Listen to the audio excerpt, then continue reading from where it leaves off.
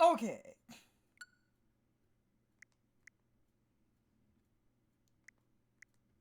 Trying to do a hunt.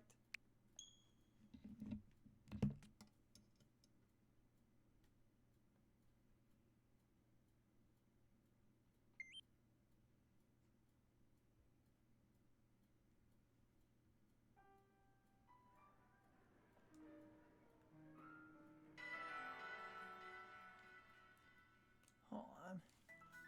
Headphones are being kind of dumb. Dang it.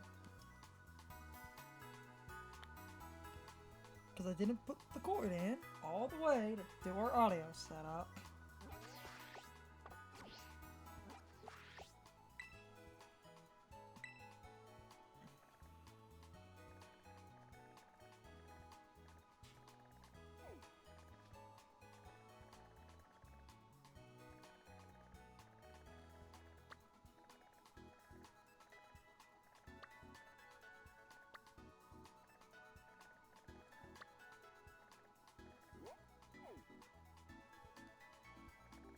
Need to find that there's a classroom.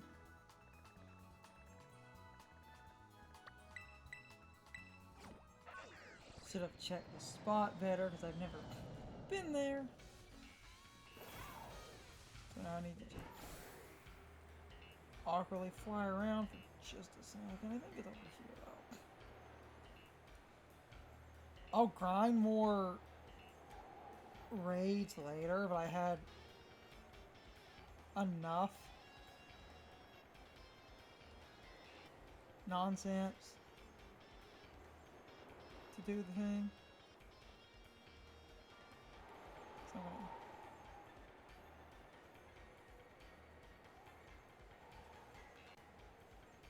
It's the outdoor classroom, which should be this one.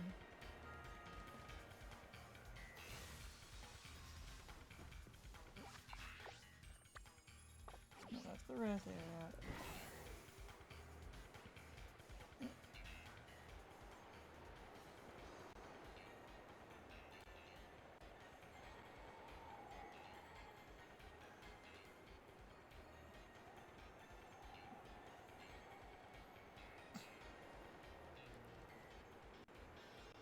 Might have to quickly double check the spot.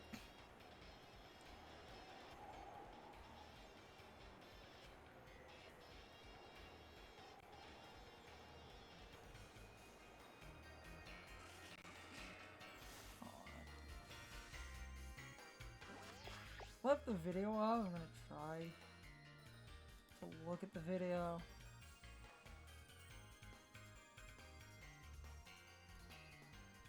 Without.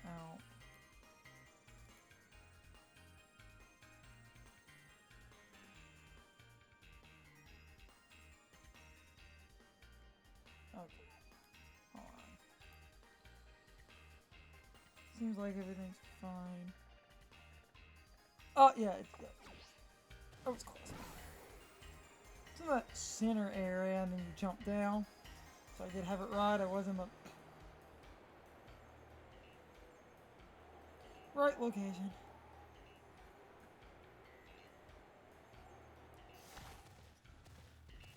No, the start's mildly awkward, but I had it right, which is cool.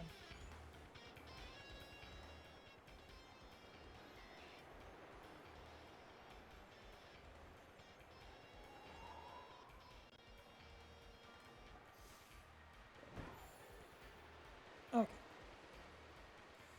This should be the outdoor classroom.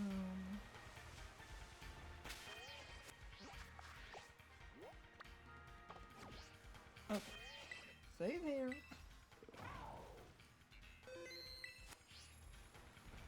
Use this outdoor classroom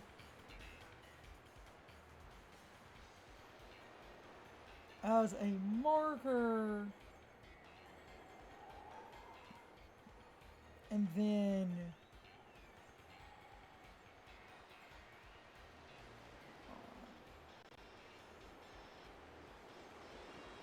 there's a cave. I think it's down though. Oh, I might have to check it. It's not the cave right there. at the right spot. Checking that video again.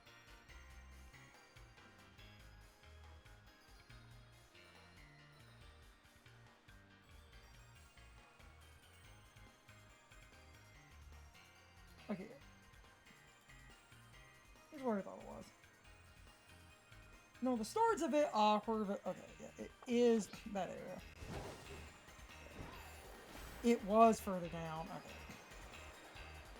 Just following a video.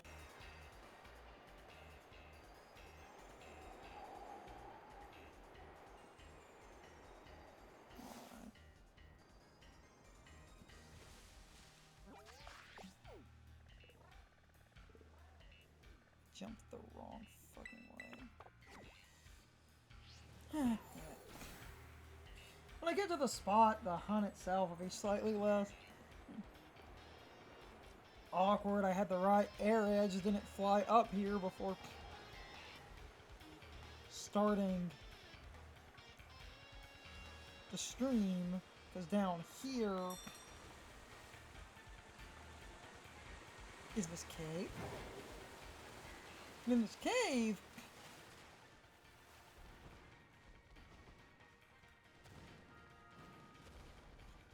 Mudkip can spawn in the cave, as you can see.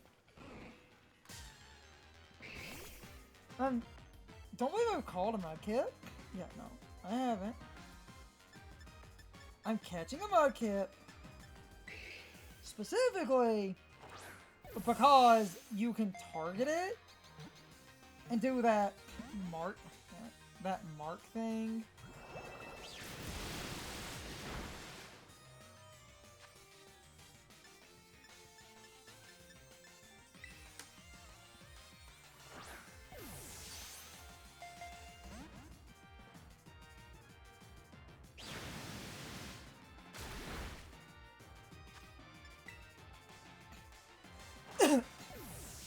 And then the proper hunt.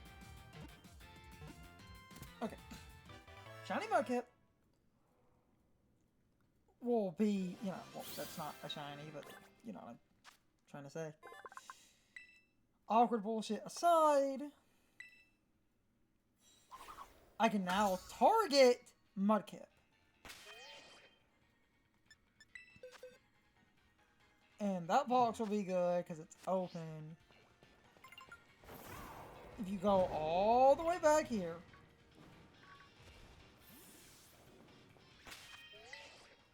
I have to find the spot.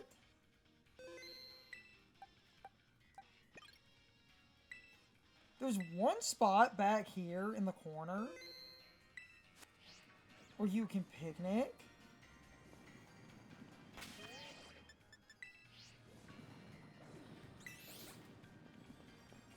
It's one of the walls.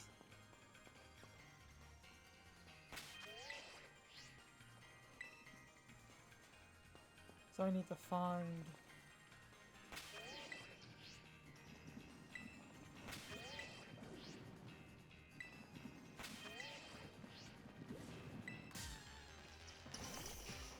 the spot.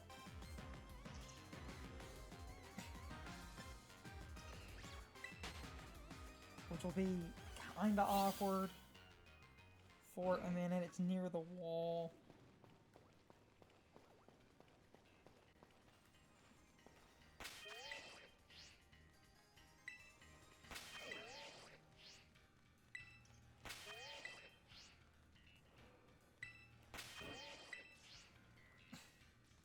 That's the only awkward spot about this stupid. I might try to compare to the video again one more time. Because he enters the cave.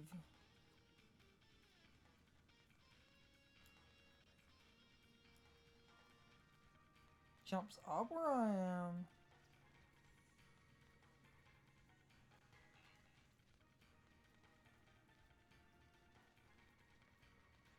From the entrance.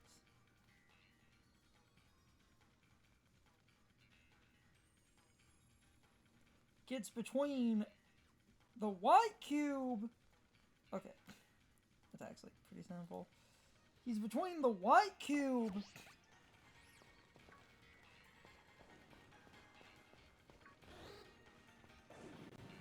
is you have to fiddle. It's around here.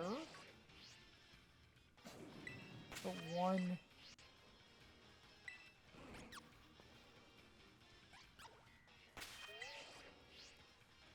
spot, which is the only awkward start to this, is trying to get the exact position because it's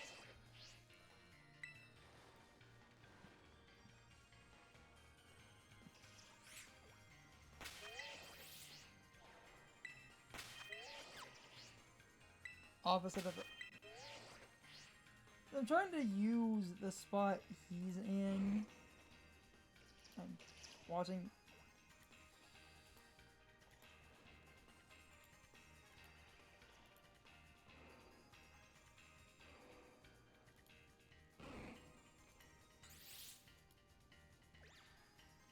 It's lined up a little bit forward, centering.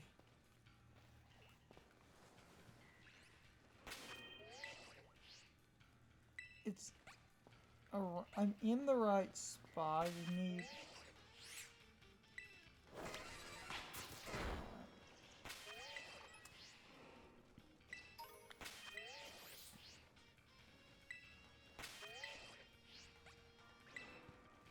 I'm just going to have to fiddle with this till I find it, which is the only problem with the hunt, because I'm in the area. Oh, there it is. Okay. Yeah, he's right. So right here, in between the two, I found it. You do have to fiddle, it's not that hard. Going to save. No.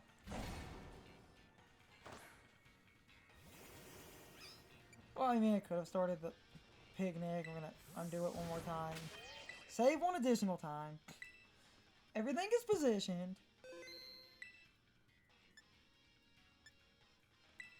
Now, in this position, because I had a few extra herbs left,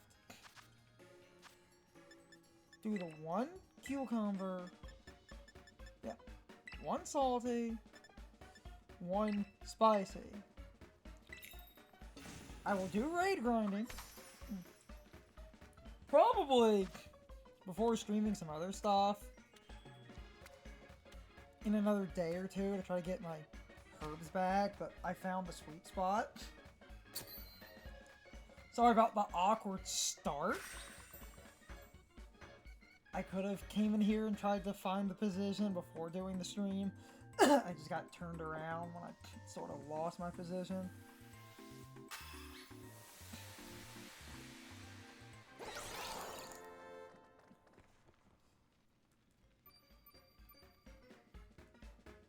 You just sneak in the corner and you can picnic right here. And if you picnic right here, now that I've got the spot, Mudkip will spawn up here. Use the Pokémon.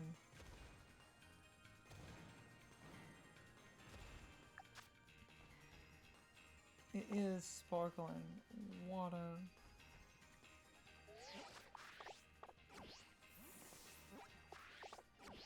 As long as you don't move. I have the water on, so I should start seeing Mudkip up here. Does it also spawn in this cave? At the bottom?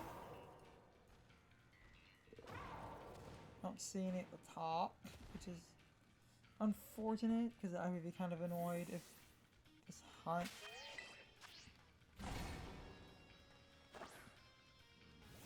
doesn't actually work on the Switch 2, because then I wasted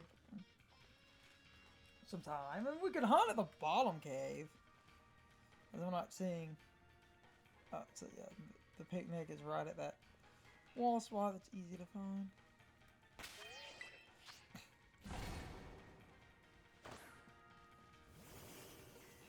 I'm not seeing any Mudkip at all up here.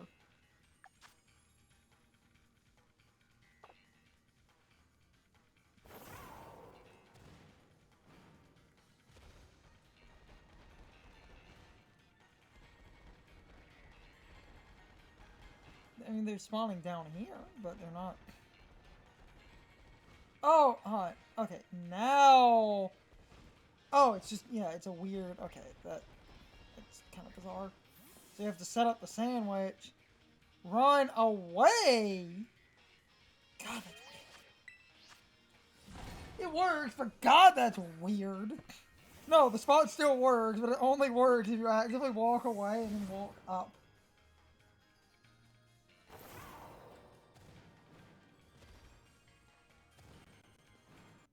So it looks like on the Switch 2, I can't reset up here. So this isn't as quick of a... Okay, this is actually really bizarre. So on the Switch 2, Mudkip spawn up here, but I can't get the picnic to reset. So they will spawn up here. They'll spawn in here and stuff. So it's not the reset that I was expecting, which is kind of annoying.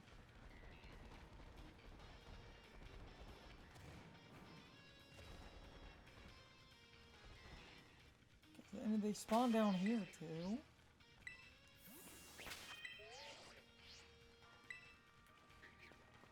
I do think it's kind of interesting. Because I know what the spot is now, but then...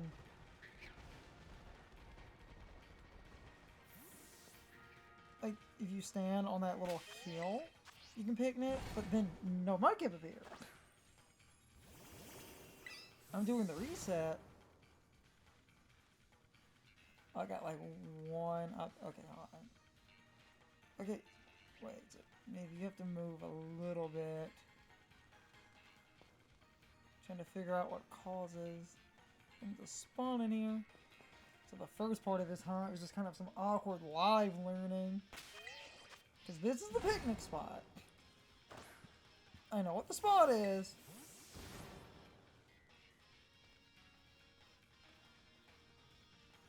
Start moving, because I'm not getting Mudkip in this room.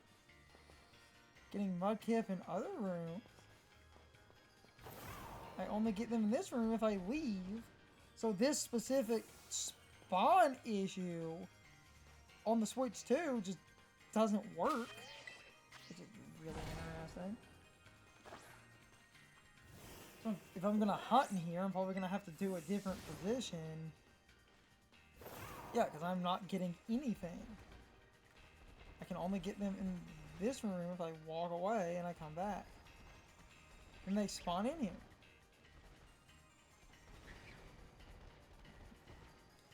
So then this cave... Because they're all over the cave.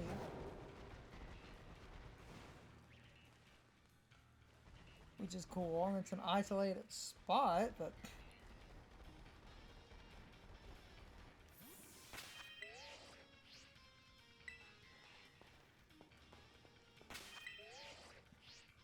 I might have to experiment if there's any other picnic position in this cave, because this... Oh.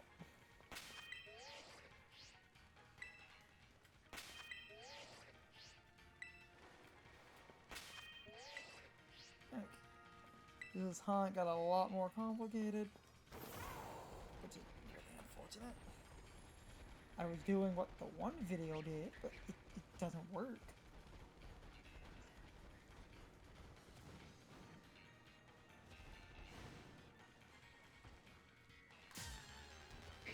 I mean, there were Mudkip all throughout the cave, which is good. If I can just find a different position where I can get proper resets.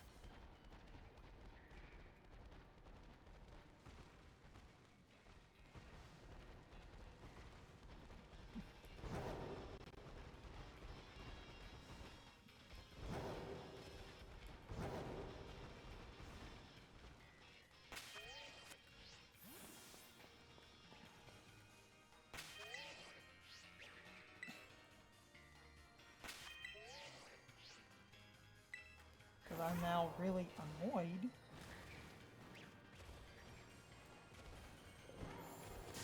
I can't do the proper shiny hunt, and I've wasted a good chunk of time. Because I can't do the reset that the one dude was doing, and I'm pretty sure it's because I'm on the switch tube.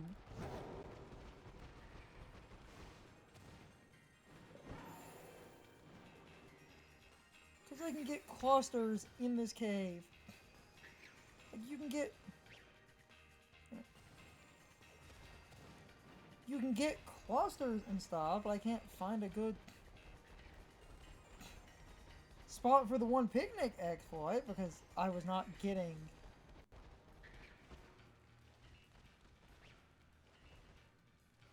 Mudkip at all. I could just find a spot in here where I could picnic.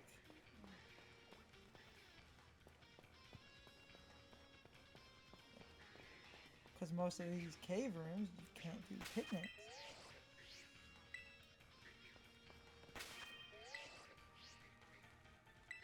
So now I'm doing a very awkward shiny hunt because I was following YouTube thing and it just doesn't work. Which irks me because I need to be able to reset the picnic.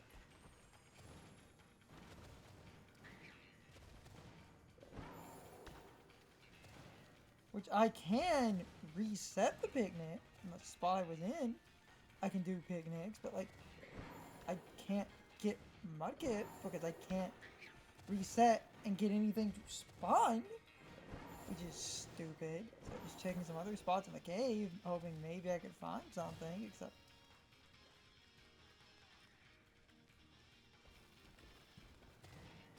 that's not going to fucking work.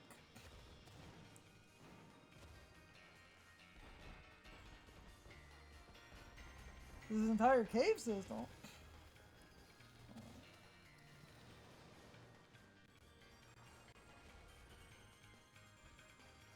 Let me actually reset. Go back. Go back to the spot. I was standing on it.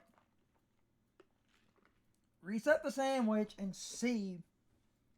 Because I might have to run to that spot, reset the sandwich, just run back and forth in that little room.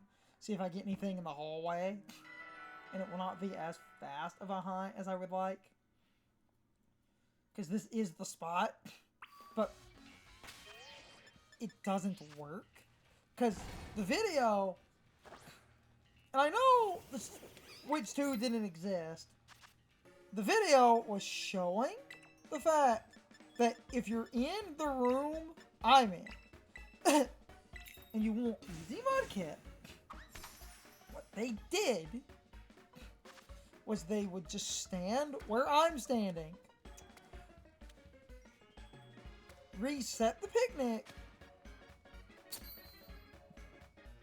and if I go back to the video,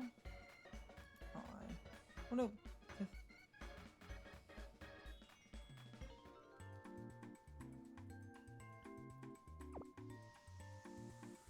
just want to see how he resets the room.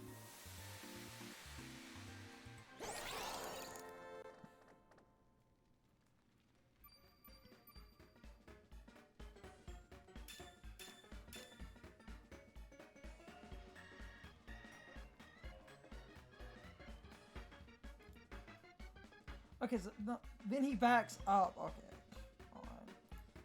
The spawn room might work. I might just have to fidget with it. So then, okay, so he does the sandwich, and then he backs up. So if I back up into the sweet spot, they might start spawn. Oh! Make the sandwich and you back up. Okay. That's how, okay, no, it does work. So you make the sandwich and you back up. Okay, no. So I can... Okay, no. The spot does work. I'm down. I just didn't back up far enough. That's the trick. Okay. Make the sandwich. Run to the corner. Use the legendary and jump. Okay. Hunt is now properly on. Sorry about the awkward crap.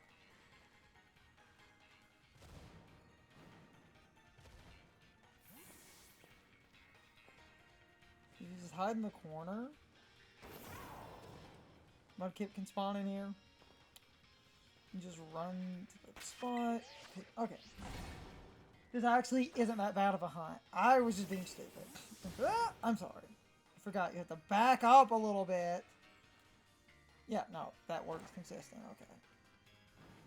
And you just use the legendary and you move and you jump.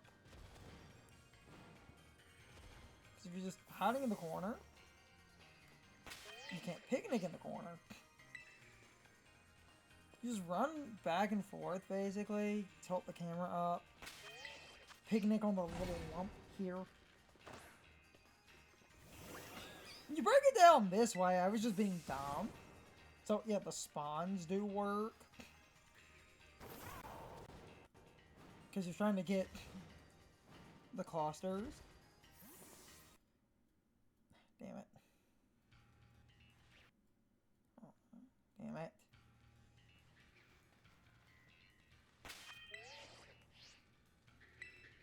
What was that one capture error? Okay, now that I know how this works, sorry about the awkward start to this. I thought I moved correctly, but apparently I wasn't back far enough. Just get 2 or 3 to spawn.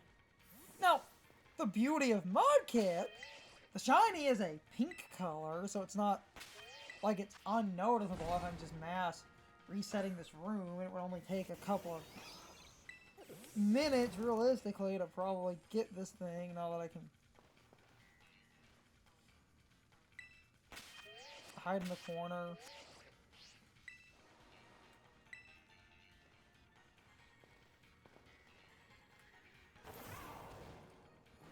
don't think I can one.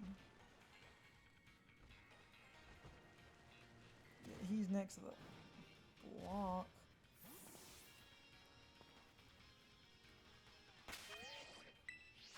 Trying to improve this sort of live as I work with figuring out exact logistics. The dude just kind of hides in the corner.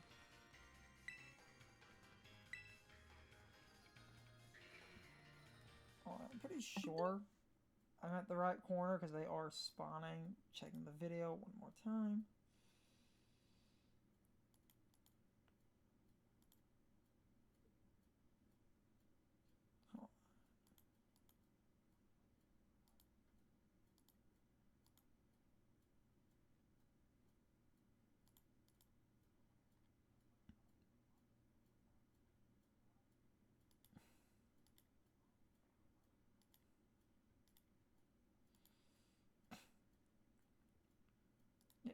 Okay, looking at the blocks.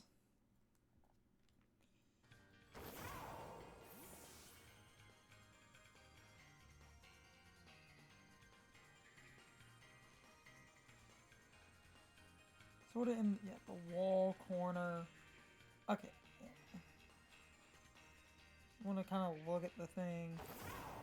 You do get a few spawns. You get the furthest back and give it a minute. They spawn in here. You can do that jumping thing. Is not on that side. He moved back to the... It's right next to where you need the picnic reset anyway. I have to... Now when doing this, I'll have to try to optimize hiding in the corner. Yeah, okay. If I get in the corner and I get clusters, yeah, that's pretty consistent. If I just kind of tiptoe it. Okay.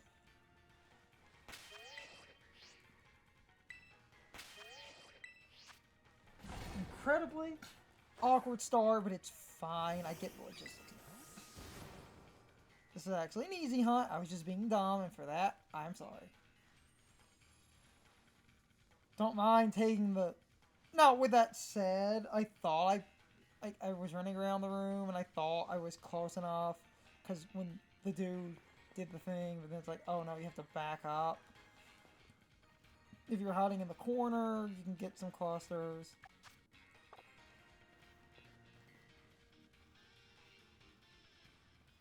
But on the Switch 2, because of the way the spawn works, this cave isn't as ideal because they increased the spawn radius of Pokémon.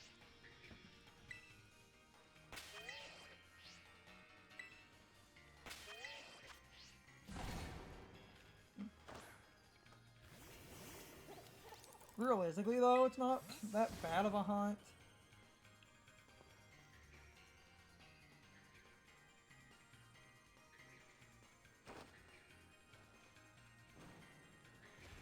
So I can get a few per just run it up. I mean, at the rate, I mean, even just 4 or 5 clustered together, that's 4 or 5 to check.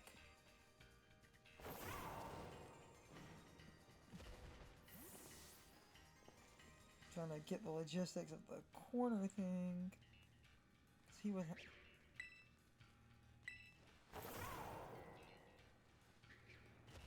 Yeah, if you go back and give it a minute. Okay.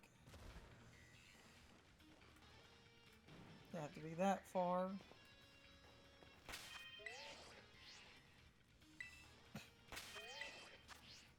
This is one of those hunts that becomes a little bit harder on the Switch too if you're hunting in this area.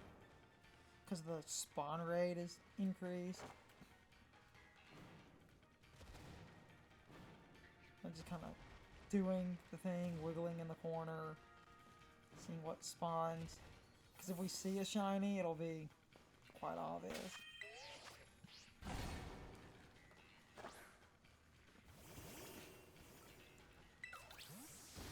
Even looking for a marked shiny wouldn't inherently take that long. Yeah, okay. If you... That's what I need, those big clusters. I just need to get those every couple of resets. I get logistics now. That was just a logistics game.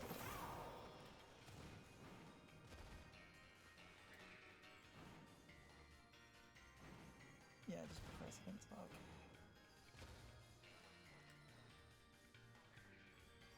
Press against the wall. And back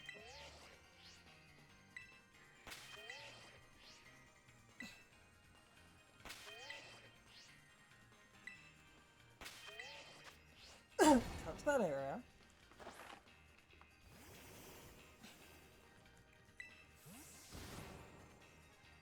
Now over here.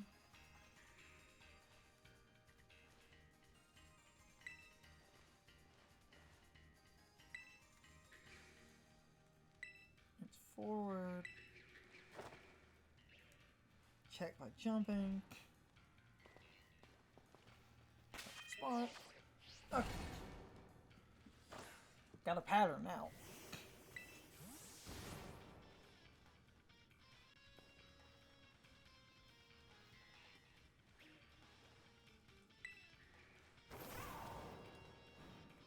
Good cluster. No shiny.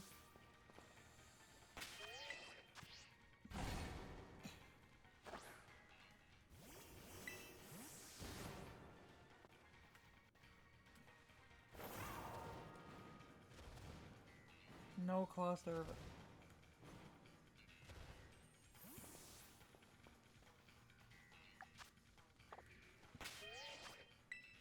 Okay, yeah, as long as you're on that, like, little dirt mound thing. Even the dude in the video didn't seem to notice that.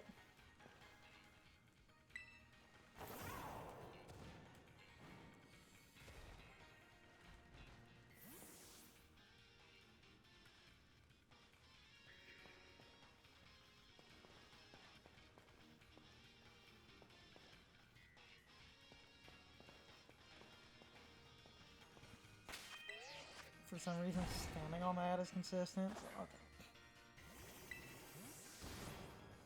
Awkward shit aside, I worked out good logistics for this. The only issue on the Switch 2 specifically is you don't always get clusters in here.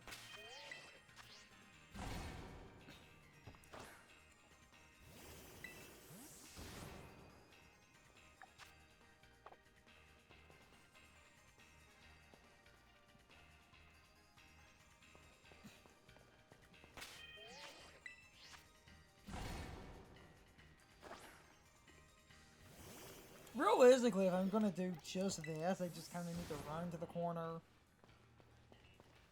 Yeah, run to the corner. Okay, fine. Seems like to get consistent clusters, need to run into the corner. Yeah, okay. If you hit the... Yeah, that does get consistent clusters even on the Switch too. Okay. I'm just kind of repeating stuff and being awkward. I was just trying to work out how the hunt works on a Switch 2.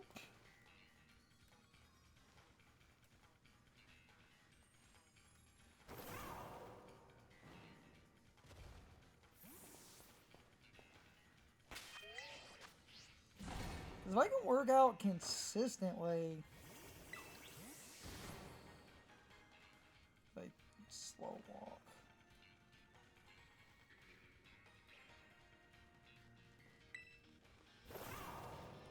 Oh yeah, decent cluster. Holy crap. Okay.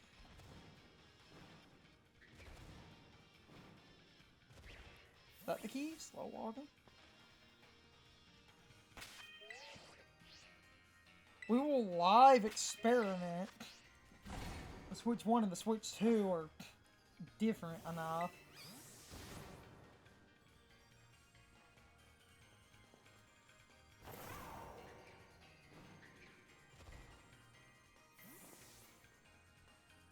You have to touch the wall. Is that the consistency?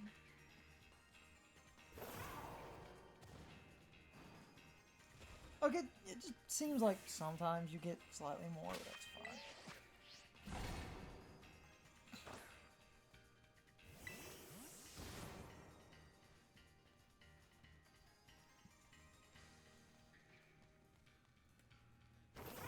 Tiptoe, jump, decent cluster.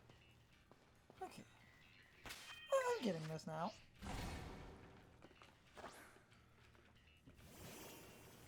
I was just being dumb, and again, I'm sorry about that. I'll take the L because I was being slightly dumb, but at the same time, not defending being slightly dumb. The Switch 1 and the Switch 2 mess with spawn rates slightly differently. Switch 2 generally spawns more stuff, so a lot of the Switch 1 tricks don't work on the Switch 2 as consistently. Because the Switch 2 has such a better spawn rate.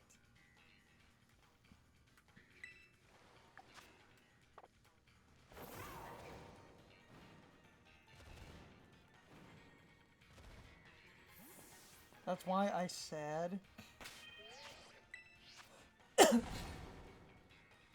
I'm sorry I was confused for a second. I was like, wait, did the spawn radius of the Switch 2 screw this up? No, it didn't.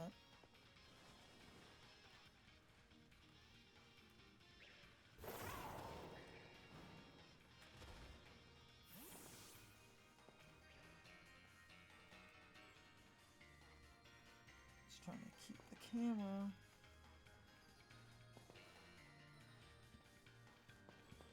Maybe give it a minute, but in general, the fast resets are consistent.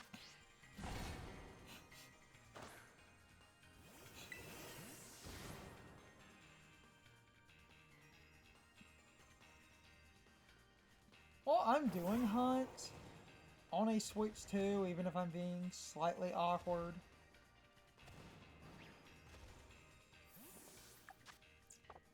And finding my own nonsense, because due to the Switch 2 having better spawn rates. Certain fast reset hunts on a Switch 2 become easier because you get more spawns. Some fast resets become harder because you can't memory abuse.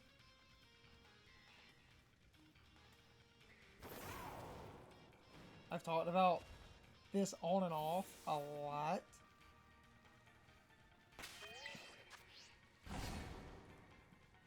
In some hunts.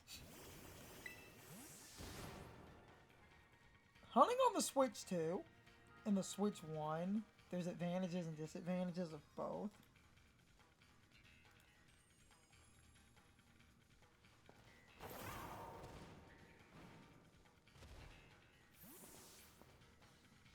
And I always talk about advantages and disadvantages of both, even if a hunt is unsuccessful, just to talk about it. The Switch 1 has a very bad render limit. And because of that, on the Switch 1, you can get some shiny hunts to be super easy, but they only really work on a Switch 1 because you're abusing the spawn radius because it's bad. And this is a hunt that on the Switch 1 is a little bit more consistent. Because on the Switch 1, since the spawn radius is so bad, you can force clusters and it only takes 2 or 3 picnic resets and you get like 15 clustered in this room because the Switch 1 spawn radius is abysmal. So on the Switch 1, this is a kind of room where the Switch 2 kind of falters, but at the same time, it's a fast reset. And it's one of the only spots you can consistently reset for Mudkip anyway. I can still get clusters like that. But then on the Switch 2, because the radius is bigger, certain hunts where you can do this, if you get more area and you're not kind of, yeah, see, caught in a tiny room.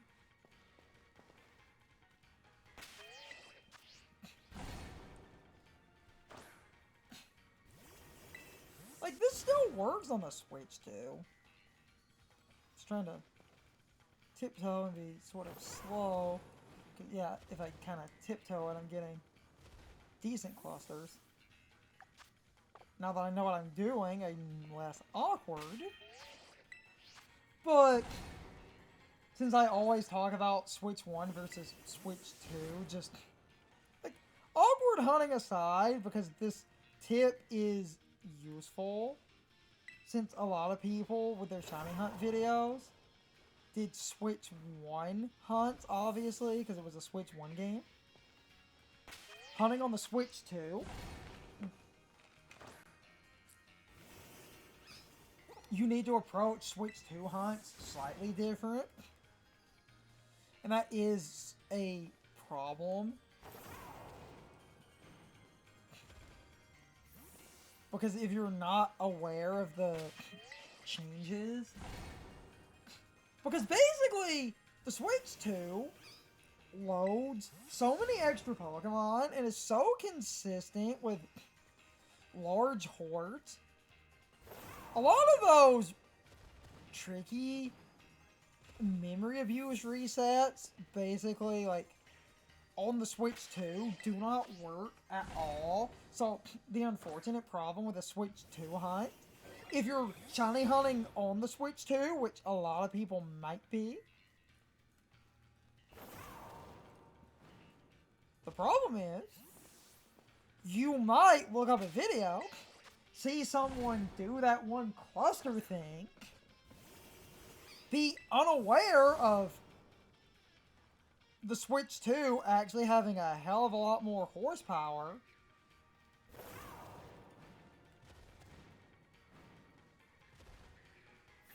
Try to do that memory abuse, and you'll get tilted because that memory abuse thing generally doesn't work.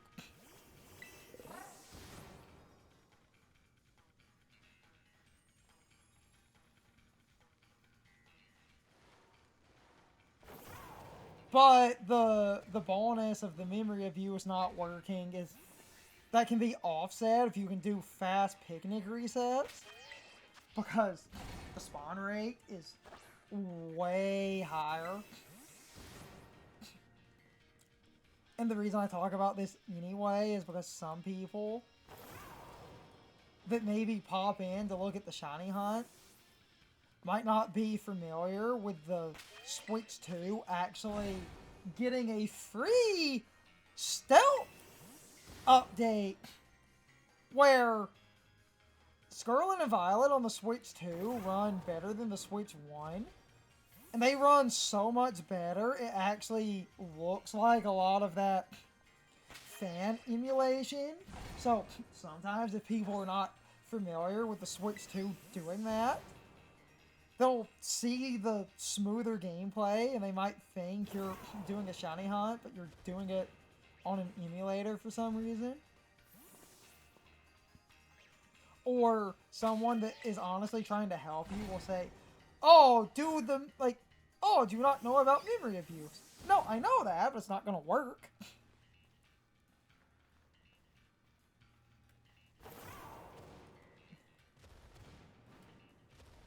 Like I said, there are I talked about this in some other streams and stuff. There are advantages and disadvantages to both.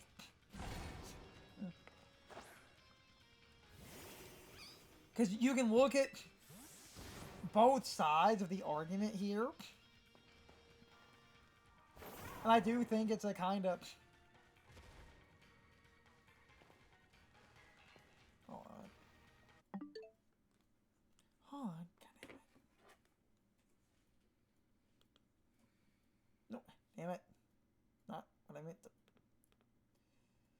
Hold on. The stream looks normal, but had to adjust something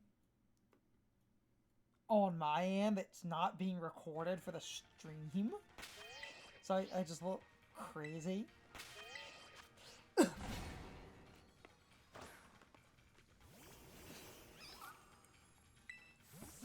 Random pop-up, and then I had to grab a remote and check some crap. Okay.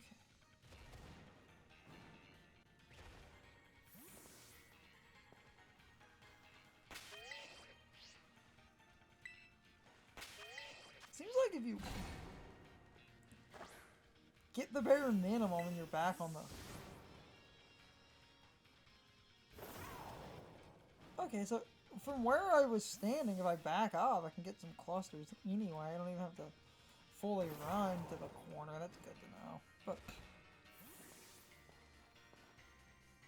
I mean, I'm trying to just ramble, but also help people now, since I'm doing all of these hunts on the Switch 2.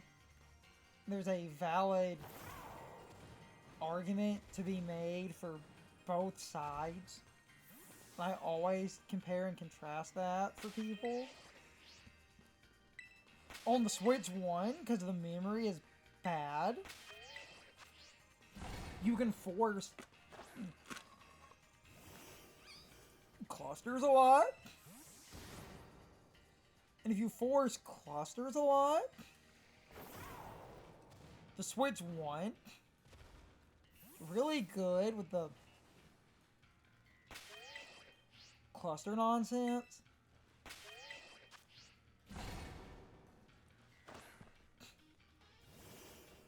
Because the spawn rate is bad, but if you can get a consistent large group, that's basically really nice. You do like the picnic reset. Because when you do the picnic, that shuts the Pokemon. And then when you do that, you get new spawns. And this spot, if I do back up correctly, I can get good clusters. Even on a Switch 2. The difference is on a Switch 1, those big clusters are basically all you get generally. Because the Switch 2 can spawn way more Pokemon. So on the Switch 2, if there's more area,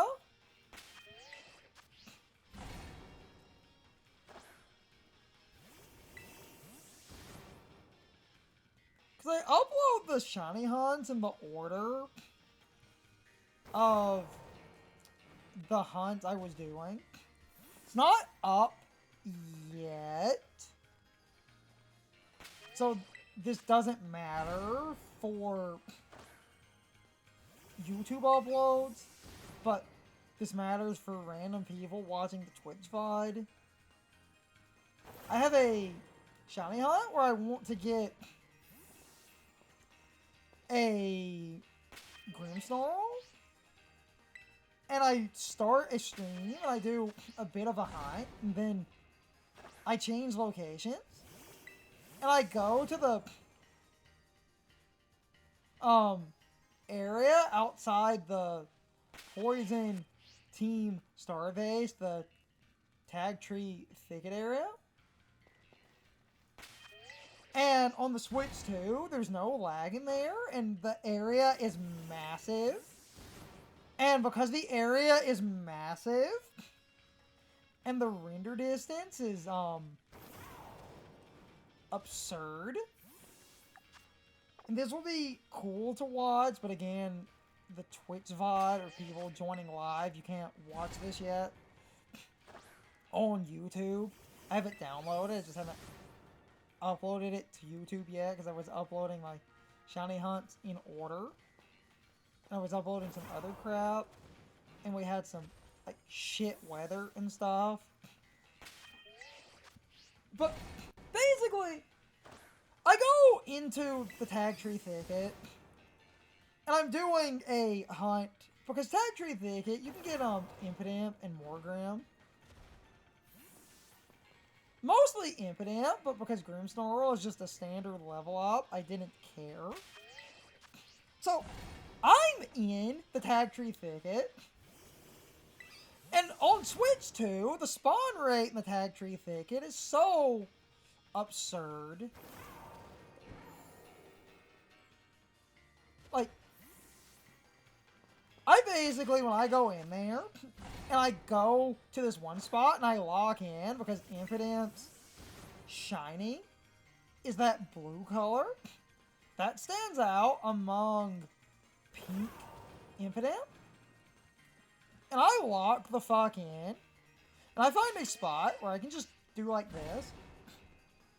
But I don't have to move to get spawns to appear. So I'm just flicking the picnic table on and off, basically. And I get an Impidimp shiny in a matter of minutes, because there are so many Impidimp clustered, and the spawn radius is so large. I noticed an Impidimp from a distance, because when you're doing the spawn trick on a Switch 2, like, things can render. If they render at the edge of the render limit,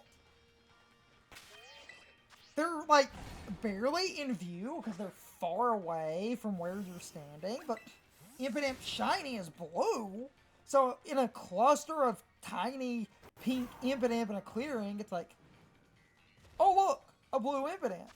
Oh, it might be marked. Let's go check. Oh, it's marked. Impidimp was super easy. And that's more of an advantage of the Switch 2, because the render distance is increased and the render limit is increased. So if you're hunting a lot of Pokemon, if the shiny is decently noticeable, and you get those good forced spawn locations, or just a massive clearing where you can get, like, you know,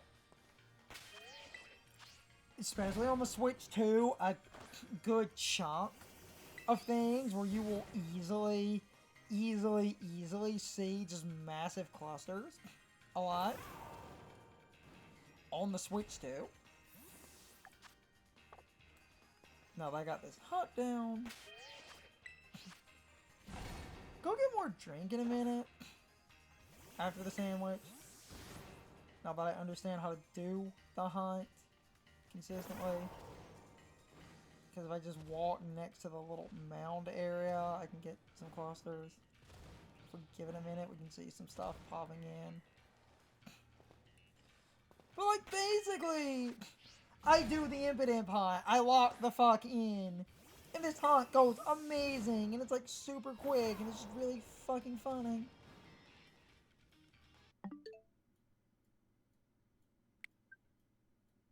Sandwich is over. Didn't get my shiny. I do want more drink though. Okay.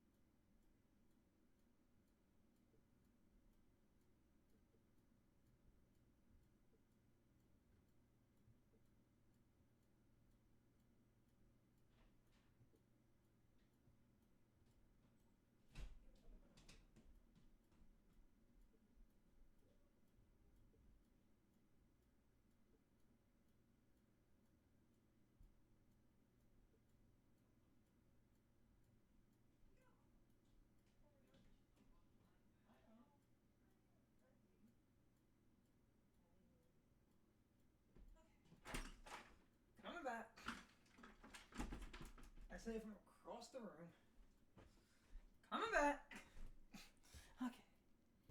Now this is, again, slightly awkward shiny hunt, but now that I understand the logistics, I can lock the fuck in.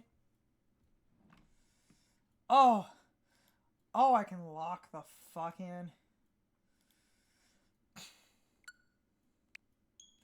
Now that I know what I'm doing here. Wanted a regular Swampert. Have to get a duplicate later for Mega Evolution shenanigans, but I had a stupid idea.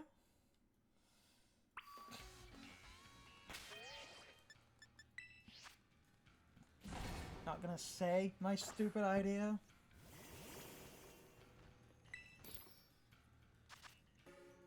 Because I'm workshopping it.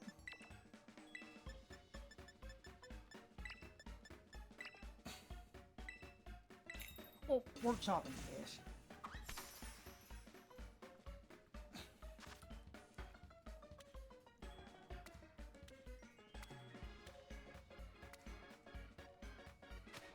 It was a good idea, in theory. Anyway, it's an idea for champions. It's based off someone else's idea, a little bit, but it's not the same. I can go on that little side ramble again, because Pokemon is one of, like, the funniest things where people will be encouraged to try other people's teams a lot of the time, and yet you also get, like, the, oh, you're stealing this one guy's idea. You're not creative. You're a dumbass. How dare you steal from this one person, you jerk? This was their idea. As if two people couldn't look at a Pokemon and logistically come up with the same concept. And even then, the reason a lot of people do some similar crap anyway, unless you're doing really, really, really weird shit, Pokemon naturally are gonna have some overlap. Good close.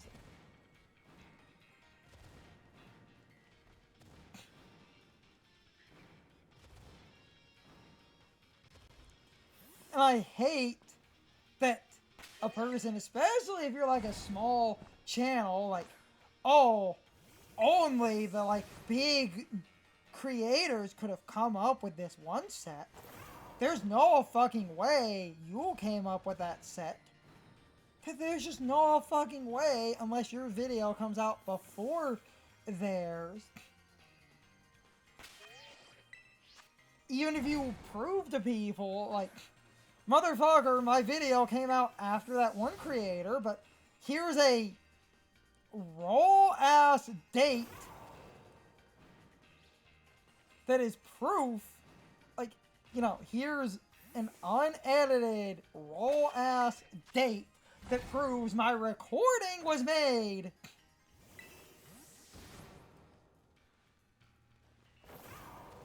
On this day.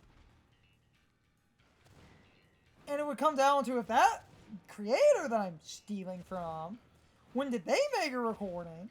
Because some people just can't fathom other people coming up with the same idea. And also, just because you took a base idea from someone doesn't inherently mean, like, you're stealing. It's like, motherfucker had a set, and this set was working. Especially if you applied that set to a different scenario.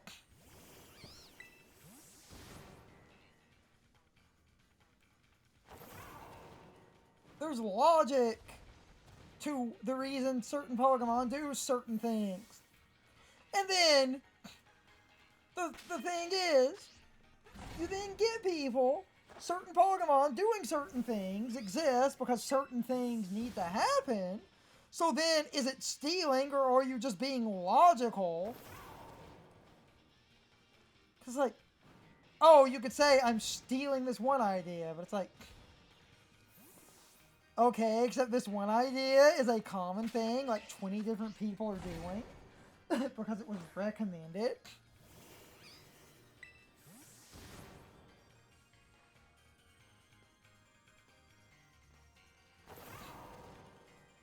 Pokemon is the funniest community because people actively encourage, like,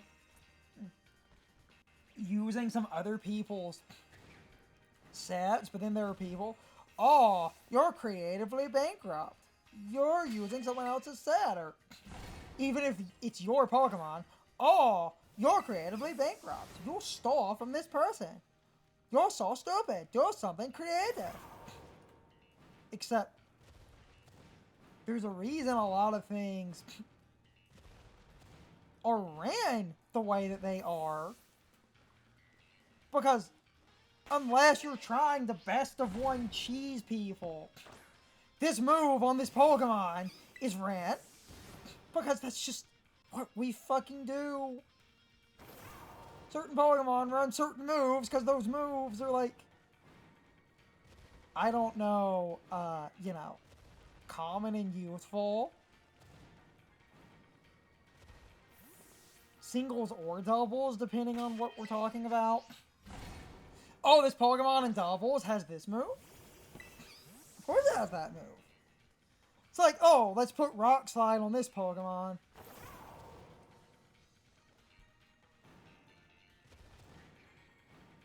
Is it so fucking weird, you know, to put Rock Slide on a Pokemon in doubles that maybe doesn't run the move all the time, but could get away with doing so?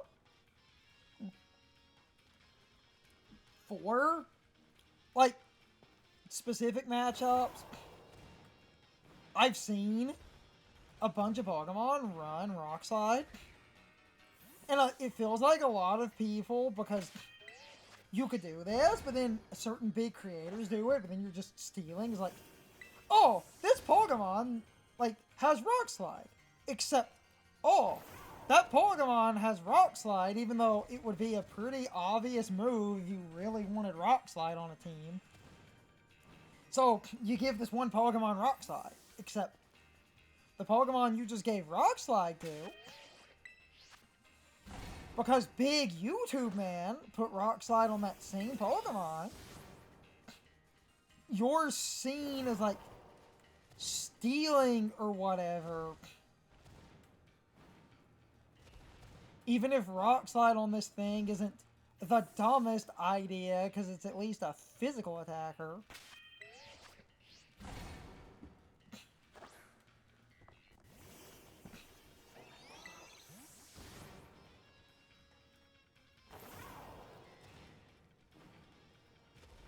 Because Rock Slide on a physical attacker is not the weirdest thing.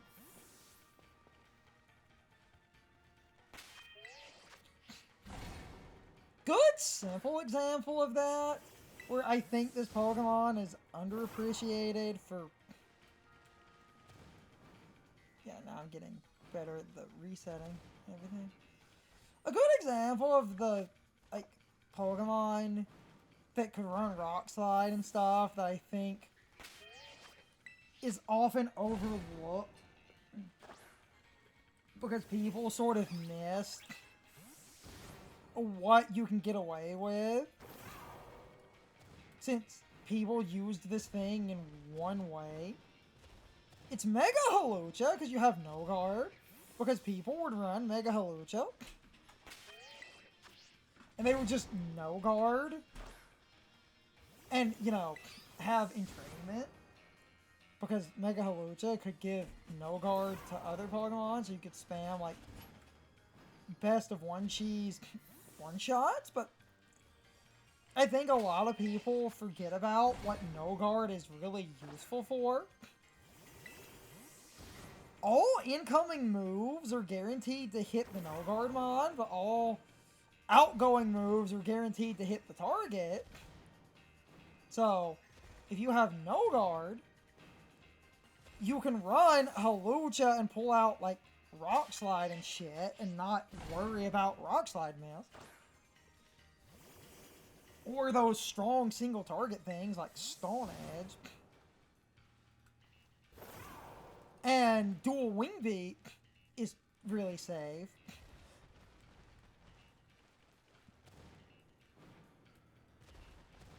And I think a lot of people, like, because when I go on these little, like, hive mind rants, because people forget about specific things with Pokemon, or don't think about, like, Hawlucha as an example, where a lot of people looking at Hawlucha and forgetting about the utility of stuff. It's like, oh, this Mega Evolution seemed good, but the only useful thing is entrainment.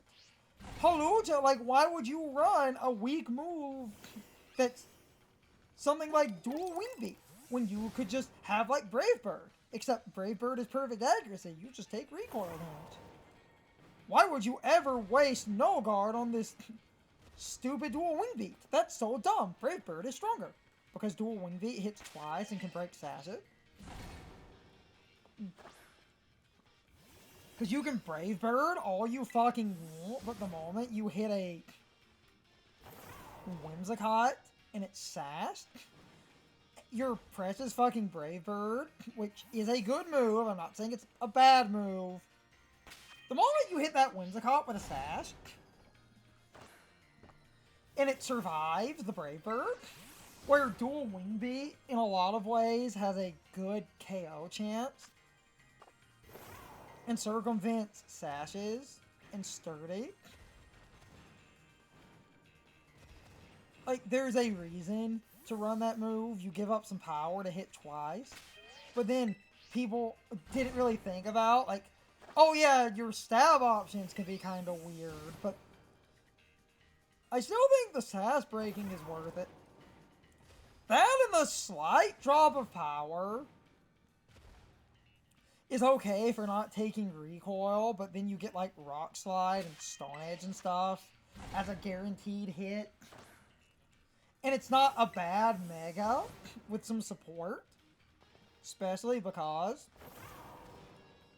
if you wanted to do the funniest kind of best of one cheese for Hawlucha, in a lot of ways, your best of one cheese needs to be making people think you're doing the best of one cheese, which is my, like,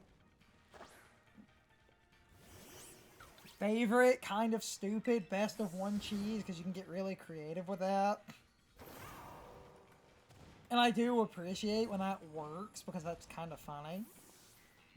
Everyone knows Hawlucha does entrainment shit, so you put Hawlucha next to, like, a Snorlax or something, and you make people think that you're going to entrainment so that the Snorlax can one hit KO, one shot for free. Except you don't have entrainment, and you're using the Snorlax for, like, support, like, baiting and stuff, because Snorlax is bulky and has some decent, stupid utility. Or a Snorlax, even outside of the one-shot mechanic, is not a bad Pokemon, because it's bulky. It can become bulkier, and you can just be annoying with, like, random nonsense. I do love Snorlax outside of the one-shot thing, because I'm just rambling, but this is my favorite kind of idiotic best of one cheese, and I think Hawlucha fits this well, because I do think people kind of tunnel brain. This is why competitive people, obviously certain competitive things function, And I've taken ideas from people because there's logic. And not every competitive person is fucking crazy. And I've admitted I've taken some sets from people. Specifically because certain people that hit certain benchmarks, I've taken some of those sets. But even if I take sets from people, I often do slight tweaks. Tweaks that are useful for the same reason that fucks with people. I talked about this with the Sylveon I was using in Champions. Oh, this is based on the one Sylveon set, but it's like slightly faster. So, that common Sylveon that was running around, it's like most people would see Big YouTube Man's video. Most people would, this much HP, this much special attack, this much speed. So, by winning the speed war at the slight cost of some damage, I always win the 1v1, and that worked consistently. Even if certain footage isn't on YouTube yet, there was a time, and it's why I make little tweaks like that, because that's not a dumb tweak. That is a noble sacrifice. I'm going to give up my damage, meaning I miss certain KOs, but in the 1v1, I am always faster than the common variant of the set. And because I'm always faster than the common variant of the set, if I run into the common variant, they might do more damage to me. Well, technically, like, well, I mean, they would technically do more damage because we have the same bulk, but I'm faster. But being faster, I still think is often important because that means a lot of people might think, oh, your Sylveon looks the same. And most people are not good enough at knowing, especially if they're just copying sets and just using them for laddering. The random person you're fighting on the ladder is probably, unless it's an account of an actual competitive player that has used Sylveon so religiously that in their head they 100% know, okay, my Sylveon is faster than theirs, and they see my Sylveon is faster, and I hit them, and I do X amount of damage. And at first, because I'm faster, they wonder if we're speed tying. Except as soon as they see the damage, they start to get suspicious and think, oh, that damage is a little bit low. That probably means this person is running speed. But most people can't pull that kind of calc out of their butt. Unless you're sitting there with a damage calculator. But even then, that's you trying to calc live. And what is funny about that does fuck with people, even if you're trying to calc live, and this is the one silly advantage of damage rolls. I hate damage rolls, but slightly weaker but faster is hilarious, because with damage rolls, until a Pokemon competitive thing fully decides, fuck it, no more damage rolls, this is a fun added part of the faster but less powerful. As long as your power is marginal, like, you're not dropping your power that much because you're trying to outspeed. I can, you know, talk about stats in a way that's helpful, because I'm not really bad at Polygon, yet sometimes I do admit I make some stupid choices. I'm trying to get better about when to make certain other choices, and my predictions are not that bad, and in general, I can make good, decent, basic plays, and I try to keep certain fringe strategies in mind, because I've, over the years, messed with some fringe strategies, but in Pokemon, because of damage rolls, the way, like, damage rolls work, it's a range where you have a maximum and a minimum range of damage. To explain damage rolls quickly, I don't have to explain what the percentiles are, but I just need to explain they exist. Where if you do faster but weaker, if two Pokemon have the same speed, they speed tie. Meaning it is a coin flip on who goes first. But whoever is faster is guaranteed to go first if someone is faster. The thing about the speed stat in Pokemon, faster just means, you know, no shit, but it means you're faster. But that can be 1 point. It doesn't matter. So, if you do a fun marginal decrease, say you want to outspeed, and this is where damage rolls can fuck with people with those, like, speed over power scenarios if you're calcing to be faster. So, this is a good tip. Like, I ramble, and while I'm often not the best, I know enough about Pokemon to explain a lot of basics and offer some interesting advice. As long as you're 1 point faster than a Pokemon, you're always going to be faster. So when you're calcing for speed,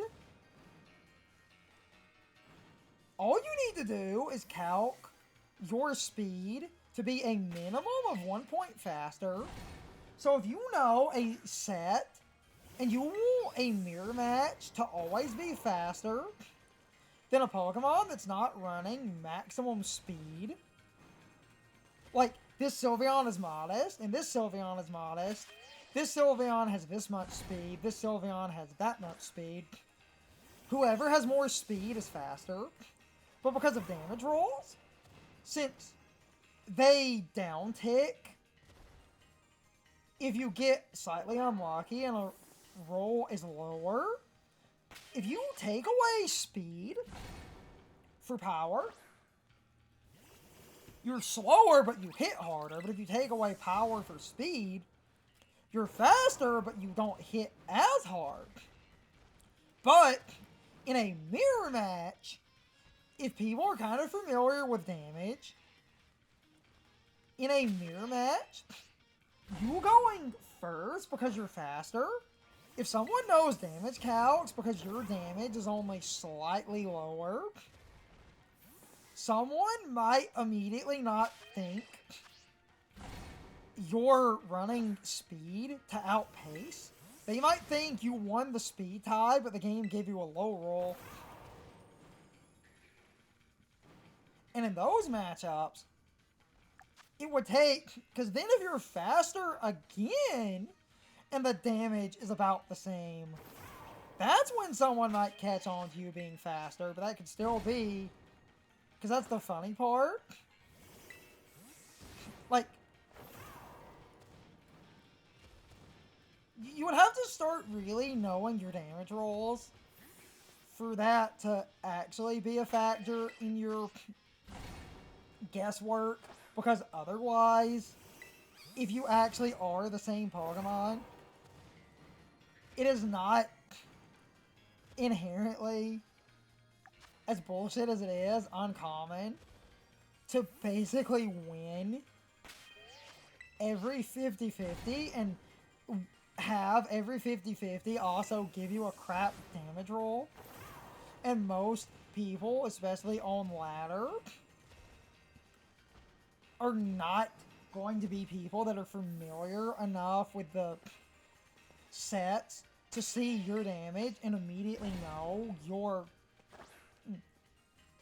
not the same as them. Which is why I do like tweaking Pokemon sets slightly.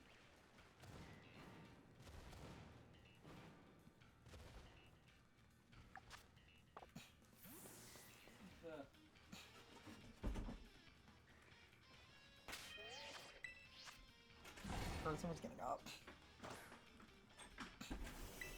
I'll copy some sets, but I often do the speed or power thing. And I've calced some sets on my own.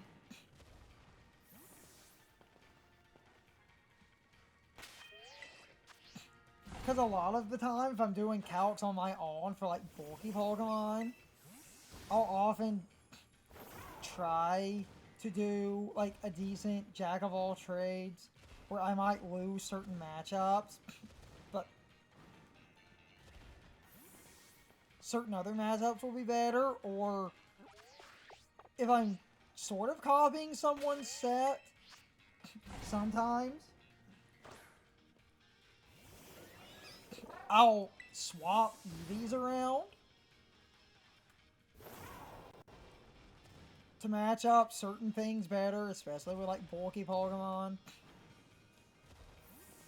Because there is a good reason to do that crap, which isn't just a meme, and it's like, oh, if I have this much defense and this much special defense, I could live these hits. But if I make it look like that one dude's set and I fudge the numbers just a little bit, because I'm fudging the numbers just a little bit, I'm going to kind of catch you where, oh, you think my special defense is slightly lower.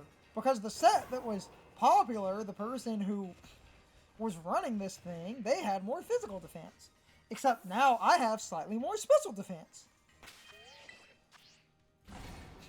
So, I'm actually going to screw up your calcs. And I could match up and do a few problematic Pokemon.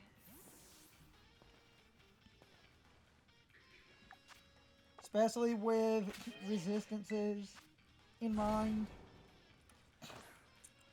Oh, I resist this damage, but it hits me on the lower special defense. But it's a resist. But what would happen if the lower special defense was higher? It's now a resist on top of being higher. Like, that's how you experiment. If you want to not completely copy some sets, I try to not always 100% copy people's sets. Sometimes I like people's concepts.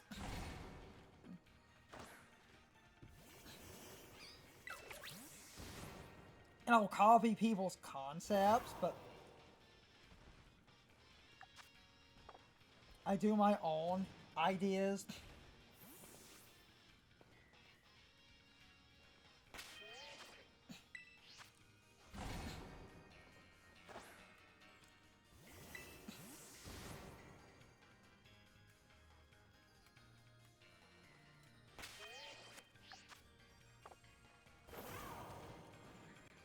The sandwich is almost over, but unfortunately, I need to use the bathroom. I can finish that sandwich and set up another one if I don't get a marked shiny.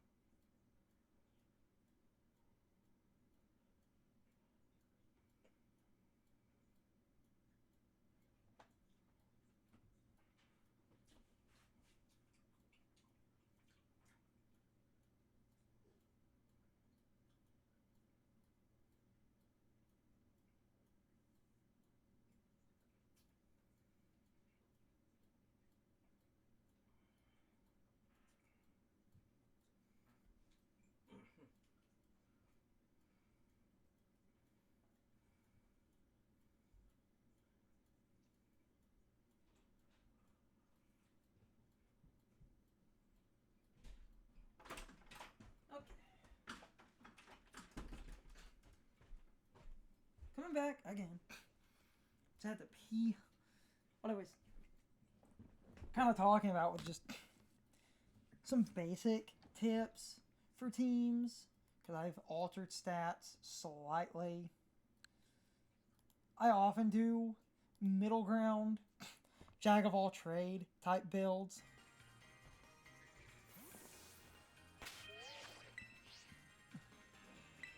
But, like, if you want to get really into the weeds, you can benchmark specifically. Like, there's a threat, and you could have a defensive Pokémon, and if you have this much HP and this much physical defense, you actually never get KO'd. I don't hit those kind of benchmarks all the time. I like doing some jack of all trade builds so I can be more consistently rounded. Now, I'm not saying hyper specialized is bad, but hyper specialized does one thing that does make it kind of bad. I'm calcing my entire bulk because this one Pokemon is in the metagame and it's an asshole. So, obviously, if I have this bulky Pokemon and I calc for this bulky Pokemon to live this one big meta threat, that'll be consistent and that could counter that meta threat. Except, if that meta threat is not on your opponent's team, and they have a different meta threat, the meta threat that you built your Pokemon, adjusting my chair, to counter, becomes kind of bad. If you're calcing for a specific bulk, and that's sort of my other just side issue with Pokemon, because I've complained about this all the damn time. I know, because the problem with Pokemon, especially from a competitive standpoint, you could build an amazing fucking team, and your team could have one or two flaws, so that's when you do the oddly specific counts, but that creates a problem. Oddly specific counts are good, except when you're not running into the meta stuff that was bothering you, those oddly specific calcs become actually a detriment.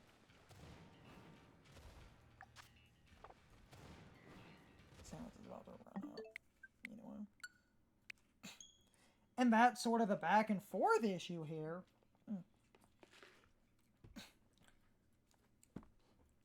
Now,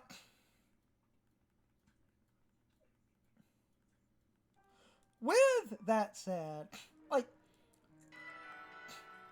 there's some specific reasons to do that. And the specific reasons,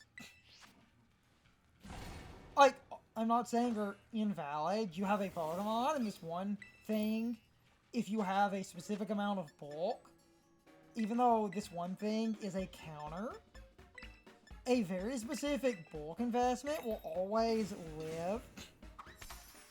Like, this one set. And because you always live, your damage could be high enough where you could always live and always KO. And that's good. And things with similar levels of damage, by proxy, if you're living this one hit, and this Pokemon has similar levels of damage, you're gonna live that hit as well. I understand that. Because, like, if you count to live this thing with a choice band, this Pokemon that has a similar attack stat with a choice band, well, if I live this thing, I can live the other thing. You know what I mean?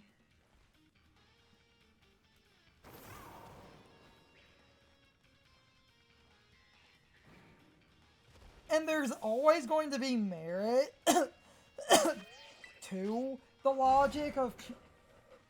Okay, it was technically to counter this one thing, but all of these similar Pokemon I now counter by proxy because that's just how damage rolls in Pokemon work. Like, and that should be, you know, an obvious no shit. This Pokemon has this attack stat, and I bulk to live this move from this Pokemon. This other Pokemon has the same attack stat. So what would happen if it hit me? Well, if it's the same attack stat and I can live this thing, I could live this thing too. And then you do counter some good top tier threats if you're benchmarking to live one top tier threat of a certain power level, then similar top tier threats you can live depending. And there is merit in that. And I'm not, and that creates a different type of jack of all trades of any physical attacker in my example that is around this level of physical attack. Anything equal you could live, and if something was lower powered, then if you could live a higher powered hit, you would live a lower powered hit. So now let's say, you know, there's only like 2 or 3 physical attackers with an attack as high as you were calculating for, and every other physical attacker in the game is lower. So if you can live the high damage, you can live the low damage. Like, obviously. And then your oddly specific counter can actually counter most physical attackers in the game.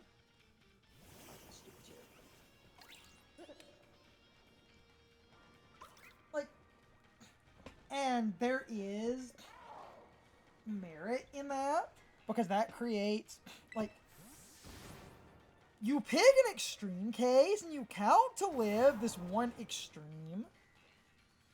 And if you can live that extreme, every other Pokemon that is underneath that extreme would never KO you. And if you can live the strongest physical attacker in the game comfortably, every other physical attacker by proxy is single-handedly countered in a base sense by your one Pokemon.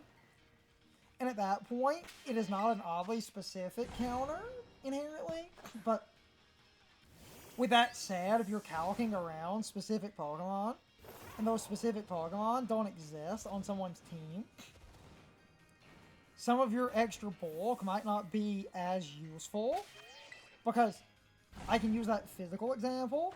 You're now really good against all of these physical attackers, but because you lack special defense. But let's say you still had some leftover bulk and your special defense is solid as it is, and you did throw some points into special, but you put more into the physical. Your physical defense is good, but if you're fighting a special attacker, obviously physical defense does 0 to special attackers unless it's a fun example of one of my favorite moves, because this can fuck with a bunch of things. It's a special attacker, but instead of a move like Psychic, they have Psyshock, because that hits physical defense. So, versus a Psyshock mine, your defense is good. And Psyshock as a move picks up in usage every so often. I get why people sometimes don't run it, but there is good utility for running that, because a bunch of special attackers being able to deal physical damage means people will try to catch you with their special defense. And it's just so funny to watch, like, you set up like a coal mine or something, and someone basically uses like amnesia, and they set up some special defense. Except, oh, so scary, your special defense is so high, and then you click Psyshock. There's also just Pokemon like Sylveon are weaker on the physical defense, and even with bulk investment, usually bulk, higher physical defense in investments, but generally it's still the lower stat. If you hit Sylveon on the physical defense, you generally do more damage. And sometimes people with a Sylveon will get kind of risky and do like Calm Mind. Because if you get a Sylveon, you see some special attackers and you Calm Mind, boosting your special defense is good, because then you can't be hurt as much. But if you pull, you know, Psyshock, you hit the physical defense, which they didn't boost. And there are Pokemon that work that way.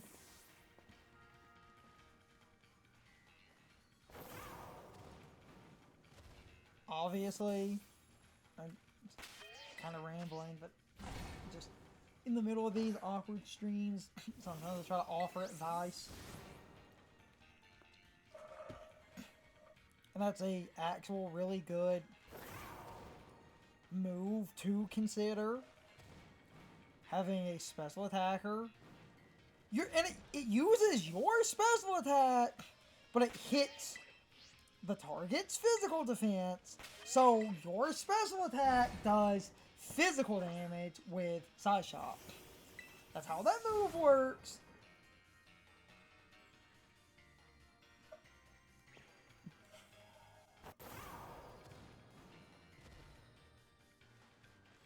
That's how Psyshock works. It's a good move.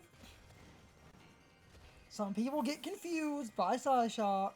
It's not dealing physical damage off your physical attack. It's dealing physical damage off your special attack, because it targets physical defense. That move is pretty good, Because you can use that and you can catch, like, certain Pokemon. Especially if you catch those Pokemon that are the... Because I've talked about Psyshock before, and I've had some people not see merit in the move. Because a lot of people are like, yeah, you're hitting, like...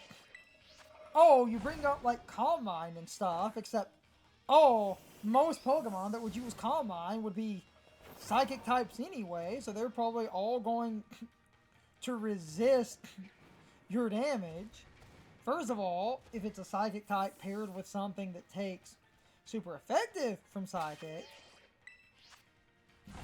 that would be neutral damage. Second off, you're ignoring the fact that plenty of non-Psychic types have Calm Mind, Sylveon, good example, Floette, good example, because the Mega Floette existed and still pops up from time to time. Literally any random Pokemon that has Calm Mind that isn't a Psychic type, which there are a few of those, but there are some common ones. And I do feel people really underestimate how useful Psyshock can be.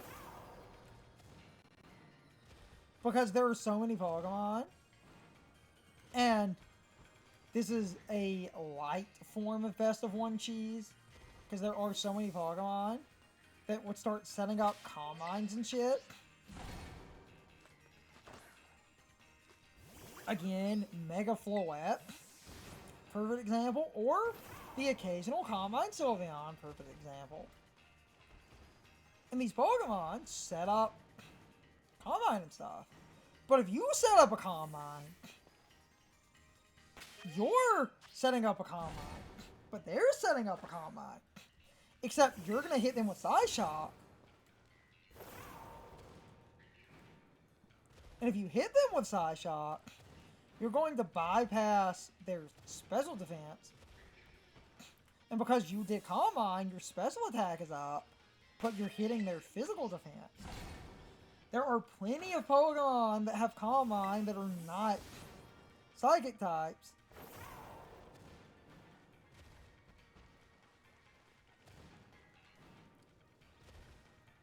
Not that the mechanic is in Champions, but one of the times Psyshock becomes one of the best in certain cases is Terastal, because you become a pure type, and a lot of things that were Psychic types would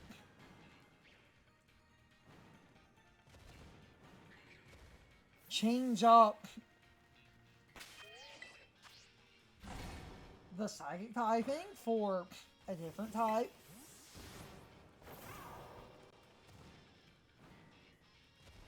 And then, if they become a different type,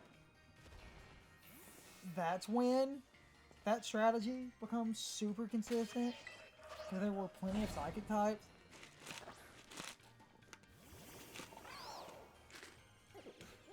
that would do that shit.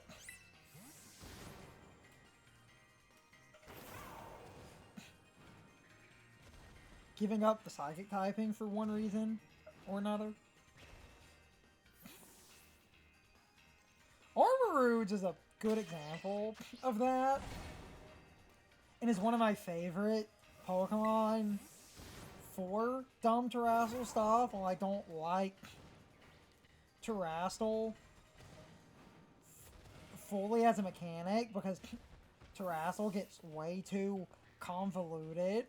Especially in a best of one, because there's a million different types you could become for no fucking reason, because I can just pick a type that is stupid and has zero value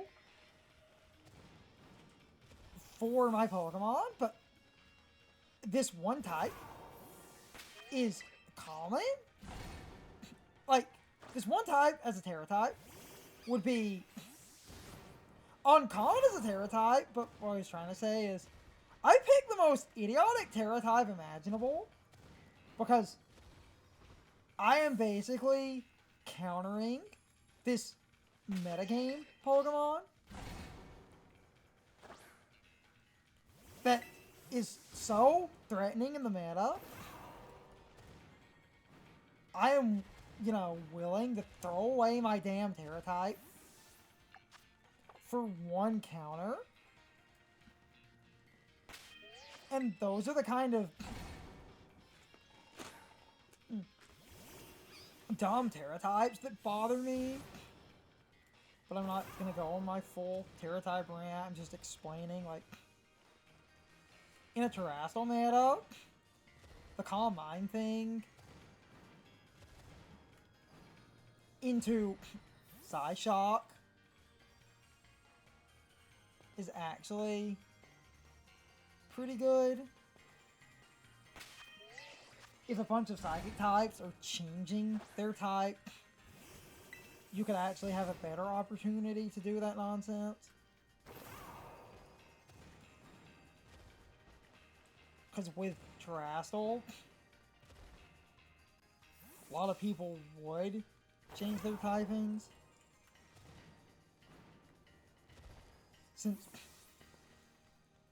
Psychic as a type, there are reasons to change. I was talking about Armarouge is a good example of a Pokemon because Terrestrial, this is why, like, from a base perspective, I think Terrestrial is interesting, and from a single player perspective, I think Terrestrial is super cool. But because the shard amount to change typings is so high in a single player context, unless you catch a random Pokemon from those special, like, not just the raid dens, but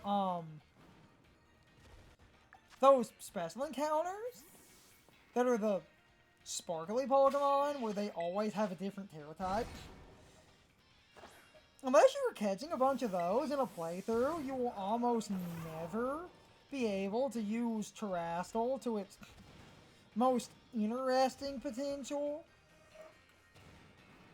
Which, in a single player context, being super cheap, I think is fine and doesn't bother me. Because it's single player, I don't care. From a competitive standpoint, Terrestrial is a logistical nightmare, but, like, the reason I brought up, you know, what I was talking about,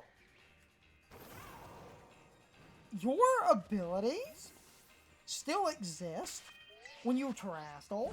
So, what becomes super interesting, and this applies to a bunch of Pokemon, I just said Armarouge, but this applies to any Pokemon with this ability. Flash Fire makes you immune to fire damage, but Flash Fire is kind of a stupid ability in the sense of it's on a bunch of fire types, which in certain scenarios, crazy overpowered moves that do stupid amounts of damage through resistances is in and of itself, like, common, and taking no damage is still better than taking resisted damage, where the resistance does, like, half your, you know, health bar, because that can happen. But with Flash Fire, if you Terrestrial into a grass type, you go from fire to grass, but you have Flash Fire, so now you're a grass type.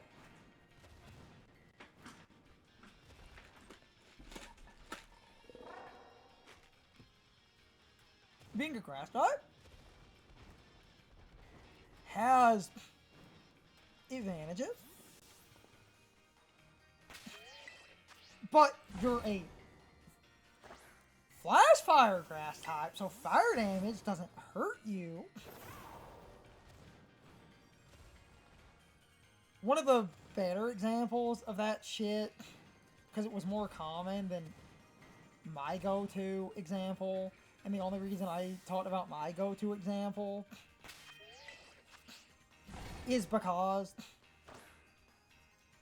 my go-to example was for some trick room shit I did, because you're a fire type, and you become a grass type, you lose your psychic typing, and you're immune to fire damage.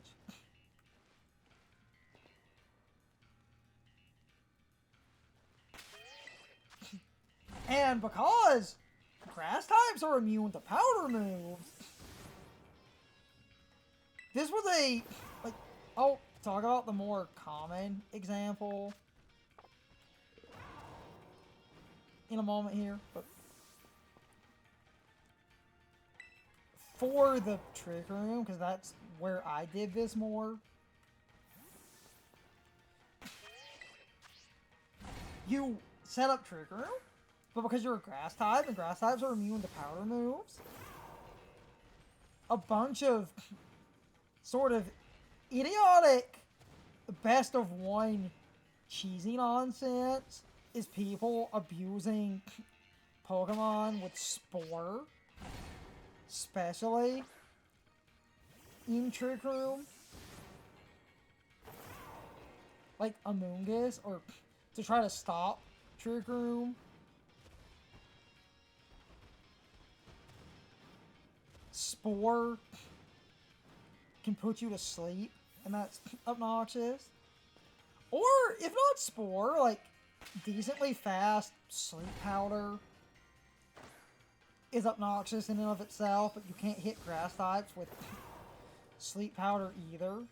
To hit a grass type with a Sleep move, it needs to be a non-Powder move. And since the most common Powder move that is Sleep-based is Spore, that's good. But outside of Spore, you have Sleep Powder. And having a fire type become a grass type. Well, the other thing, if you see water, you now resist water, which is good. You're a grass type, but you're immune to fire damage. And the most common abuser of that is Heatran. Generally, grass was the most common type for Heatran. It's for Scarlet and Violet, and it was one of the few times, like, I did casual chaos videos in Scarlet and Violet, but I did some of those kind of early, and then we kind of stopped. And the reason we kind of stopped is the casual ladder in Scarlet and Violet just hit that point where it just started pissing me off, because on the casual ladder there are no rules, so people can bring an entire team of legendaries.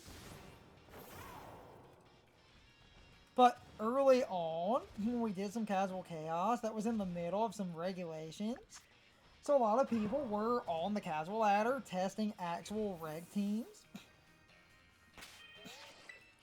So it wasn't as much of a mosh pit of, oh, I basically have a tiny penis, so I'm going to pick a team of EV trained legendaries and I'm going to go on the casual ladder and bully people.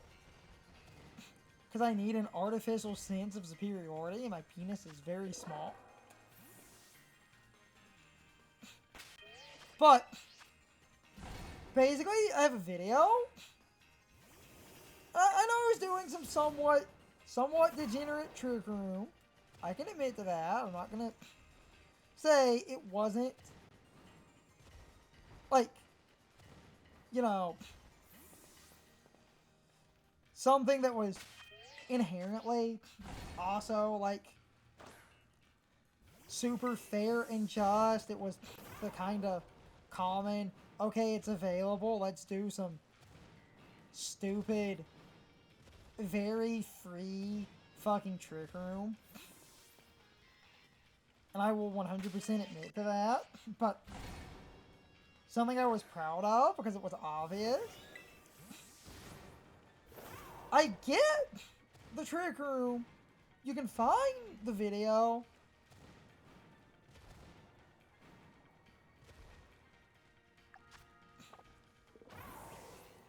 Like, you can find the video.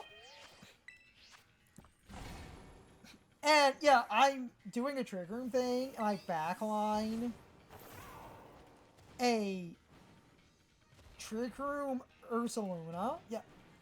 And I can say it. Like, yeah, I was also kind of being a cheap asshole, but not in a overpowered legendary way, but in a... People are testing these crazy fast offensive teams that have, like, no easy trick room counters. So I'm just gonna go on the casual ladder, mess with some trick room. Oh look, my trick room stuff is absolutely bullshit. And because it's fucking obvious, I expect Heatran to Terra. So I target the Heatran with normal damage.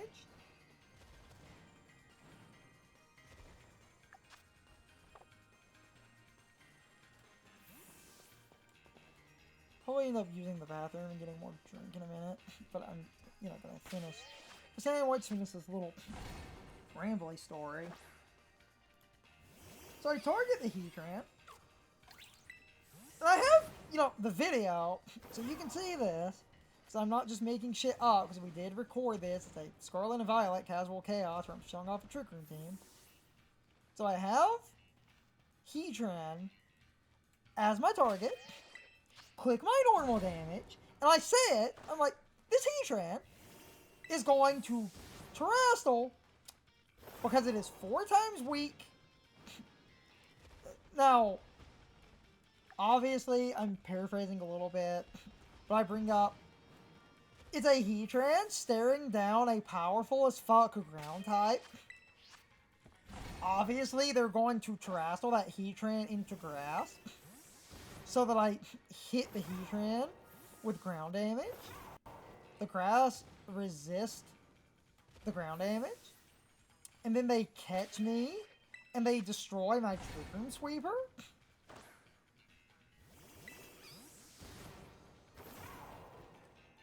Because that's how I'm double checking. Yep, nothing.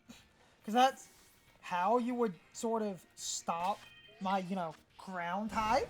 So I'm like, I'm just gonna facade this Heatran. They are going to Terra. It's going to be grass. I'm going to one-shot it. I'm going to laugh. That is basically exactly what happened. They Terrestrial. Terrestrial goes off. Heatran, but because Heatran has Flash Fire, it gives up its 4 times ground weakness for grass, becomes fire immune because it's a grass type. You resist ground, you can't spore that thing, and because it was a fire type, and you can't spore it, or sleep powder it, it is a fire type that running grass is super good, because even if your opponent is doing some shenanigans with, like, Trick Room, a Moongus would have a harder time breaking through a Heatran. You could just hit the Heatran with, like, your random coverage if you had it. Which usually means a Pollen Puff, maybe. But the Heatran is probably going to be bulky enough to survive a Pollen Puff. maybe a poison move if you're running a poison move, but Amoonguss normally don't calc for damage, except one guy ran an Amoonguss with some special attacks specifically to benchmark an Amoonguss. You generally wouldn't see that, but now your Heatran is a fire type. That is now, yeah. Your Heatran is a fire type that became a grass type, and now that you're a grass type, you're a grass type with fire moves. Is where I was, going with that. All right, just got like a minute. I'm gonna go pee again, get more drink.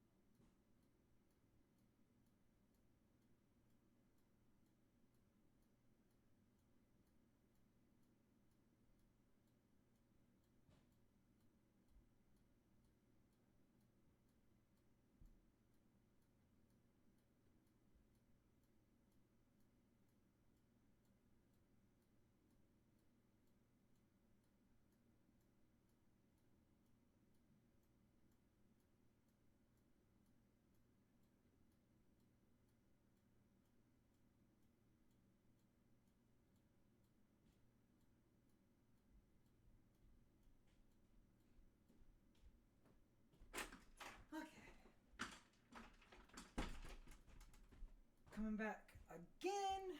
Got more drink. Use the bathroom.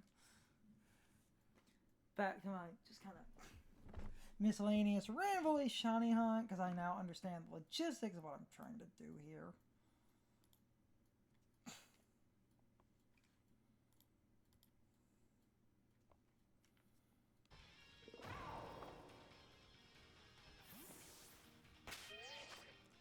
Well, I was just rambling about the Pokemon, but like Terrestrial was because it was obvious what they were going to do, and I made the obvious read because I was aware of like every Heatran in the game at the time doing that because grass on Heatran is one of the better Terra types.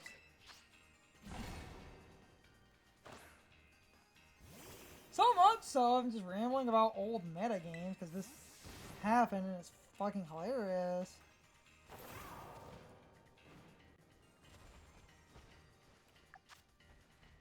Hold on. Hold on, damn it.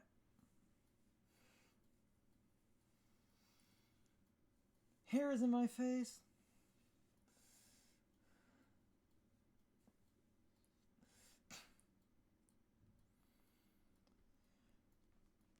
Grow out my hair a bit because our mother was being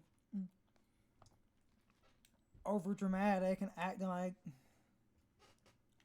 my hair was too thin and I was practically going bald. Like, I know she cares. I know she means well, but like having headphones and my hair being slightly pushed down and because of headphones, slightly thin. Slightly. Her just like, oh, your hair's too thin. Oh my god. Like, I'm not going bald. So, trying to grow out my hair a little bit.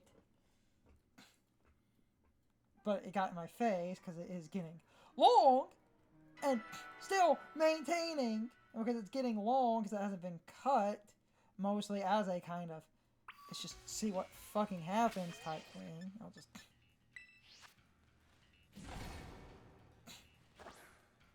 say, you know, say that in a video and even, like, and I can kind of meet her in the middle, slightly.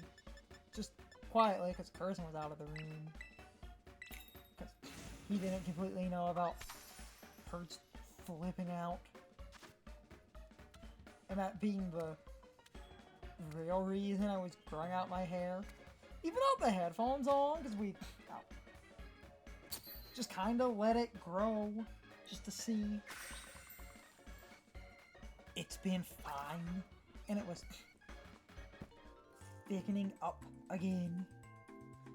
Even where it was slightly thin, it's not like there was a bald spot, or if I kind of picked at my hair, I could get like clumps of hair, because if you're just kind of rubbing your hair and you remove big clumps, then there's a problem.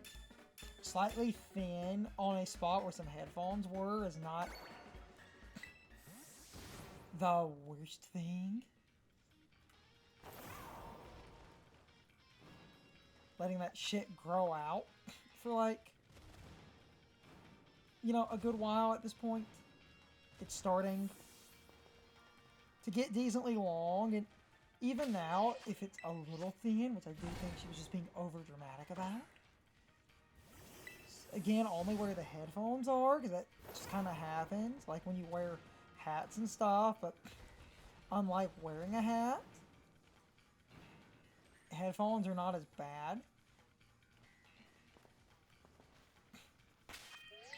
And but because I was growing out my hair, it was just in my face. And this was just... Oh, there is a shiny.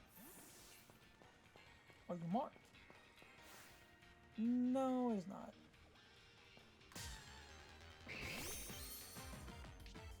Easy to spot, though. I'll catch him. in case I get 2 or 3 shinies, because I like having some extras even if they're not marked.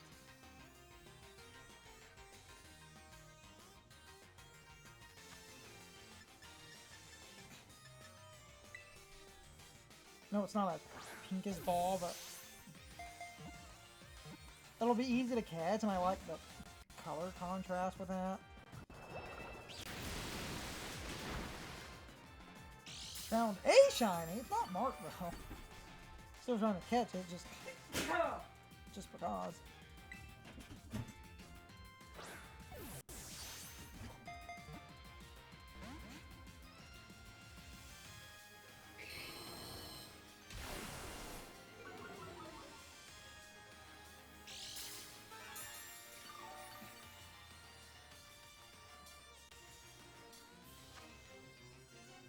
Well, fine. I'll do this because it's also a good Pokeball.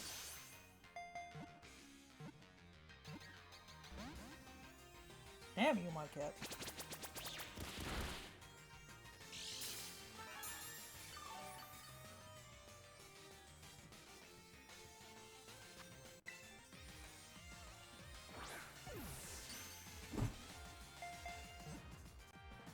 Good.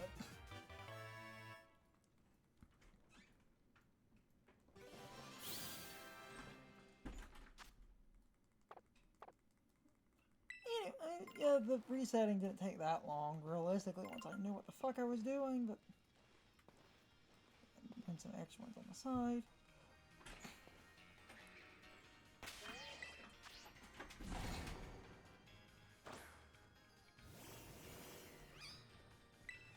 Kind of back to my main Terastal point. I predicted, and I was correct, because at the time that was quite common. And in single player, I think Terastal's pretty cool, even if you can't change your types as much as I wish you could, which would make the single player version of the mechanic really cool, because then you could do a lot more defensive typings.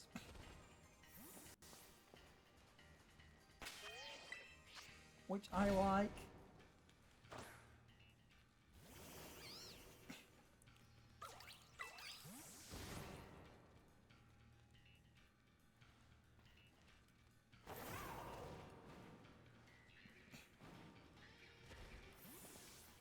Competitive, even though I don't want to go on the full ramble, but I had nothing better to kind of talk about. I don't like the mechanic competitively, because it adds just too much bullshit.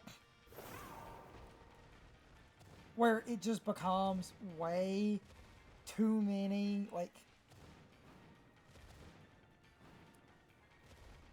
you know, all Terastal does in competitive, in a closed team sheet, especially in best of one, it just prevents people from,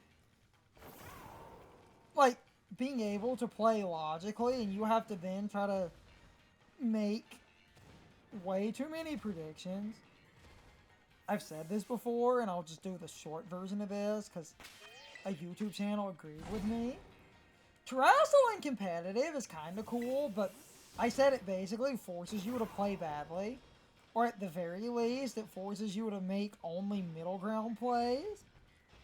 And middle ground plays, as your only plays, don't advance the board state that much, and a YouTuber basically agreed with my take. I don't care what anyone says, it forces you to play badly. Because you can have all the pieces in the right places, and someone can just become the most idiotic fucking typing. And stop you specifically, even if that type is a garbage Terra type. On the Pokemon that clicked it. And that garbage Terra type feels like it's specific. Because they want to counter one Pokemon. Terastal is a crap mechanic. It just is. Single player, it's fucking cool. Because I don't mind cheating the game in competitive. No, it's just... It's a garbage mechanic. Especially in best of one. Because while you can predict obvious Terra types, and obvious Terra types exist and are pretty good, you often see slightly unobvious Terra types. And it gets tilting because you're making like a million different predictions. Because some Pokemon have 2 or 3 valid Terra types that they might run.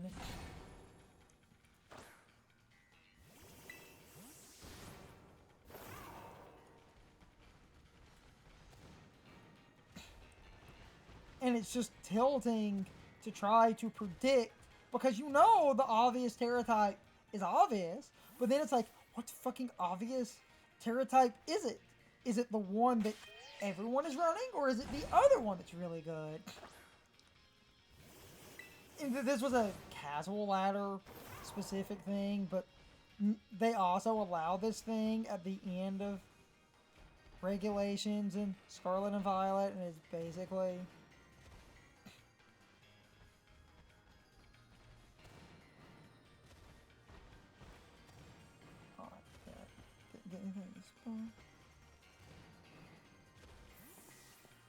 They normally don't allow mythicals, but on the casual ladder, you can use mythicals without restrictions, but they did allow mythicals in a regulation in Scarlet and Violet, but a good mythical that came up a lot, that because of Terrestrial would be incredibly tilting, was Magearna.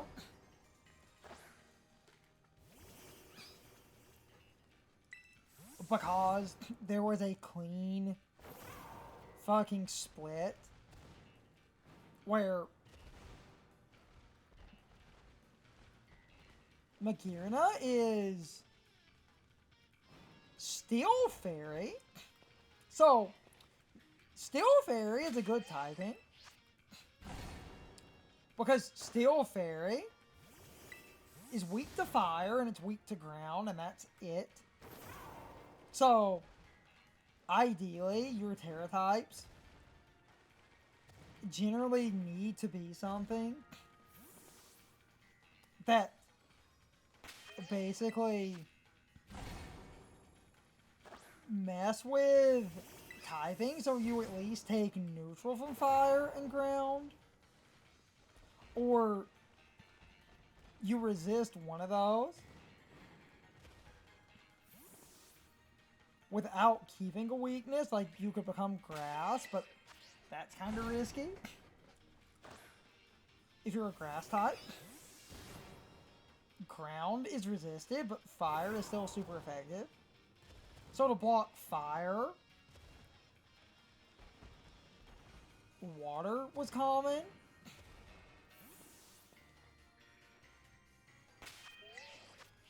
Sometimes, because it's another off-kilter, flying is good. Ground immunity, fire is neutral. Because of doubles and how quickly this gets out of control, Pure Fairy was pretty common in its own right. Because your own type doubles your stab. So you have Dazzling Gleam as a spread move. And if you're doubling your stab, that much Dazzling Gleam is stupid. So let's really break down, like, you know, commonalities. But in doing some testing versus Magearna, I would always get fucking tilted. Because it felt like it... And I knew, and this is my issue, because becoming Pure Fairy had become a pretty popular choice. Because what a lot of people were doing, especially that late into Scarlet and Violet, on dual-type Pokemon, if one of their types as a pure type was good enough, becoming a pure type to double your stab so that your strong stab becomes stronger you could remove weaknesses and still absolutely destroy people. So, Magearna becoming a pure fairy type was pretty common. It kind of depends, but you would also sometimes see like water to block fire or some of those other types, but if it wasn't fairy, it was often water. But this is where I get fucking tilted, because it felt like every fucking time I would see the Magearna, and I would predict it would become water. I would hit it, and it would be fairy, and it felt like every fucking time I got tilted and not seeing the water set, I would predict fairy, and they would become water. Because both were valid for a different reason, because water is good defensively, but fairy is okay defensively, and your stab is so absurd.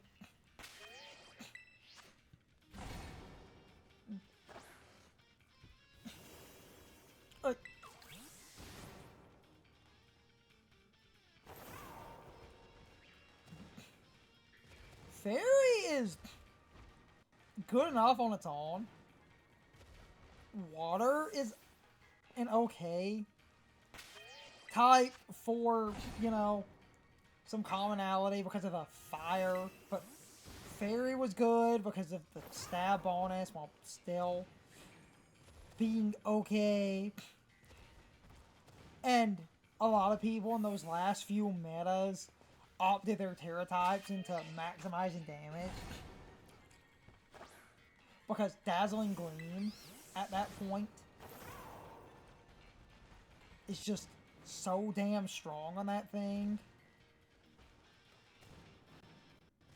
that it was some of the strongest spread damage, and if you're a water type, you're not getting a strong Dazzling Gleam. But it just, I would get tilted. I would see Magearna, and I would assume, oh, well, we know this Magearna because so many Magearna are probably water. I'm gonna click this move. I'm gonna catch the water type, because all of these Magearna are water because they're afraid of fire damage. Click my move. Oh no, it was the stupid fairy type. Oh fuck, I lose. Okay, well, it's like, oh. And I just keep expecting, like, water or whatever, and then I see a bunch of the fairy types.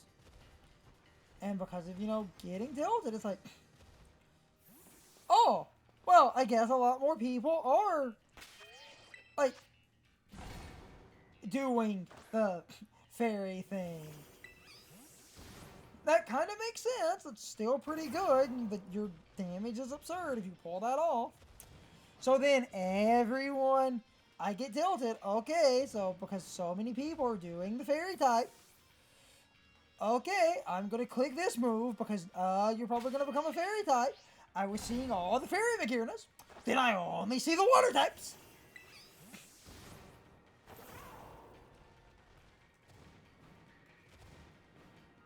And you can't predict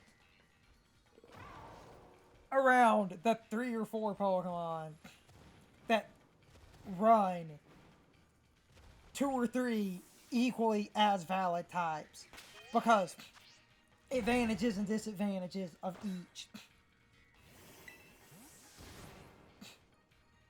Because a lot of people had opted, and when I explain it, it doesn't sound stupid. Why would you do the fairy type? Because you get double stab. That's absurd. Double fairy type.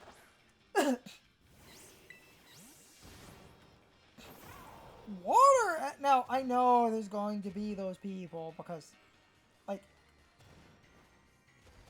oh, water was more common and water was just better because water is technically more defensive. Yeah, except when you catch people with the pure fairy, which is almost as good, let's be fucking real here.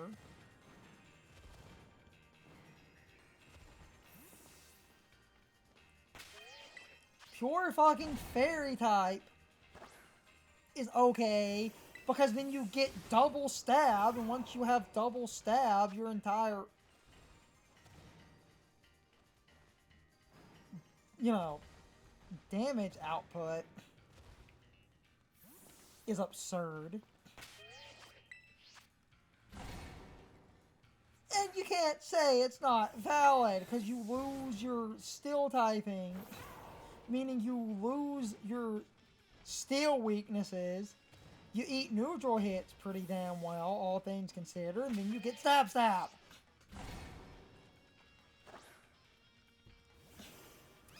That's okay, but that goes, you know, to my tilting problem with the mechanic, because that then forces you to run a lot more middle grounds that are not going to do anything, because if you're middle grounding because you're not sure if they're going to become a fairy type or a water type or maybe a flying type,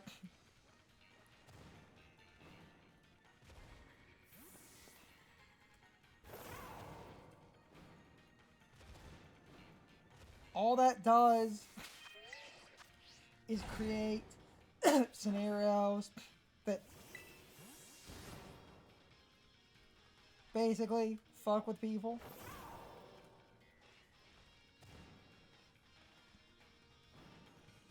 And that's why I don't like the mechanic, because there is absolutely no fucking skill in Terra.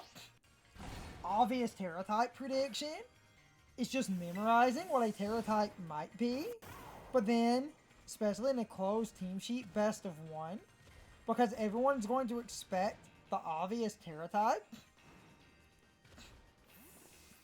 pick, instead of the best, just pick the second best Terra type. Now that you've picked the second best, no one in their goddamn right mind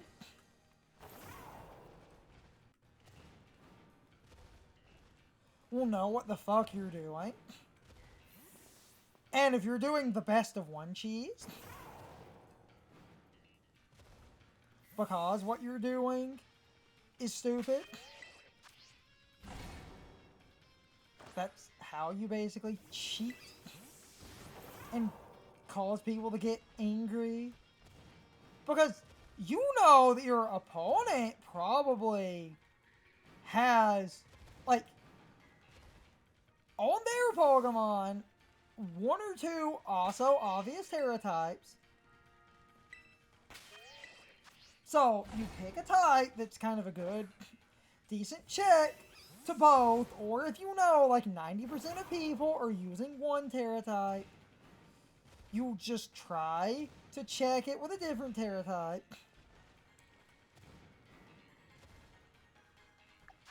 And now that you've ran this Terra type specifically for that stupid purpose, you can best of one cheese people. And if anyone gives you crap or whatever, you can then make a valid argument of, oh, I'm not doing something dumb. Like 90%, like 95 or like 99% of all people take this Pokemon and they use this Terra type.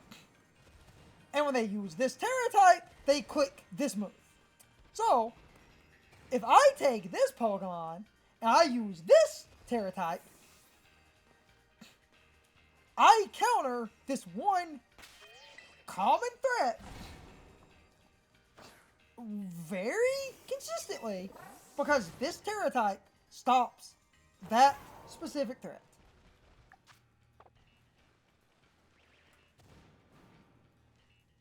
And then your entire argument isn't even that insane, but that's why I don't like Terra as a mechanic. Because there's no... Yeah, that thing's stupid. If the stream drops, I'll try to pick back up. Picking back up.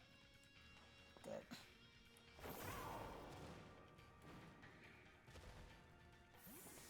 If it drops, it drops, and this will be a failed stream. Oh. Archive, even if I don't upload it. I'm not doing a raid or anything, but like, I was just using this, you know, to go on my weird little rant, but Terrestrial as a mechanic is dumb. I don't like it because it's a mechanic that just has too many variants, because every Terra type is valid for any specific reason. Especially in a closed team sheet best of one, because your argument could literally turn into, like, why the fuck are you running this Terra type? Like, what are you doing? Why is this Pokemon this one Terra type? And then you explain to people, oh, this Pokemon that is basically on like every consistent meta team always runs this Terra type. So I picked this Terra type on this Pokemon because if I click this move, I can one-shot this Pokemon with this Terra type. It's that simple, guys. Like, you call it insane or stupid, but is it insane and stupid to guarantee that I beat the #1 used Metamon?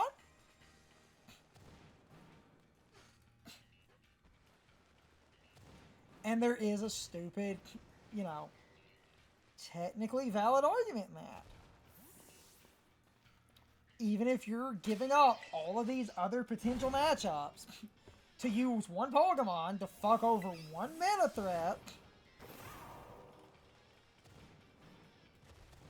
in the most idiotic best of one cheese type way, which is why it's a stupid mechanic in competitive, because I don't think that mechanic is competitive.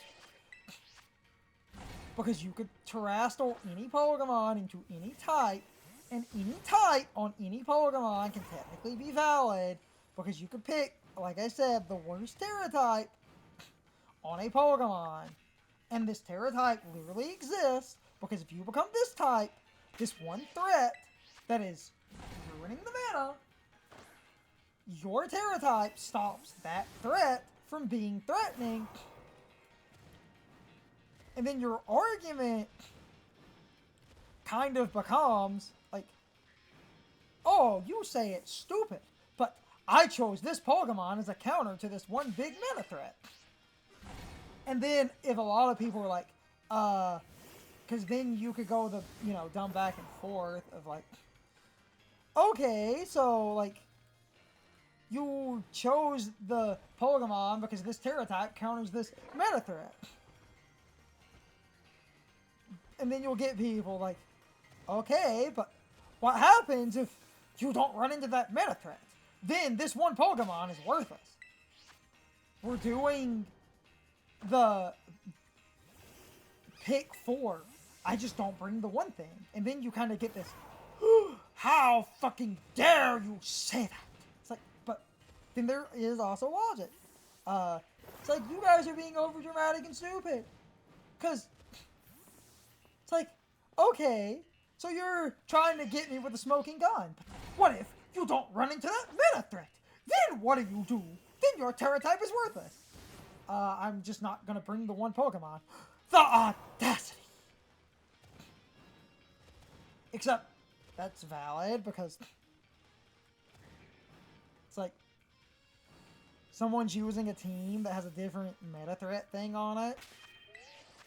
I'm just not going to bring my one Mon. Or because this is the other stupid beauty of Terra that you'll also get. Okay, so did you guys forget that you can Terra any Pokemon on your team? If I don't see that one meta threat, why would I Terra into the type to beat it? I could just it's like either I'm not going to bring the Pokemon with the kooky Terra type, or I'm going to bring it and I'm not going to click the Terra button. You guys realize that's an option, right? Like, you know. And that is... I'll just bring this thing, and I'm not gonna Terrastal at all.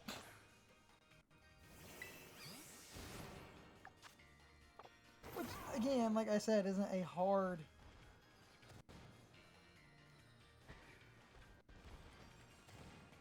you know, argument to understand. And at that point, it's not even that stupid, but it's why I don't like Terrastal, because you can put the dumbest Terra type on a Pokemon.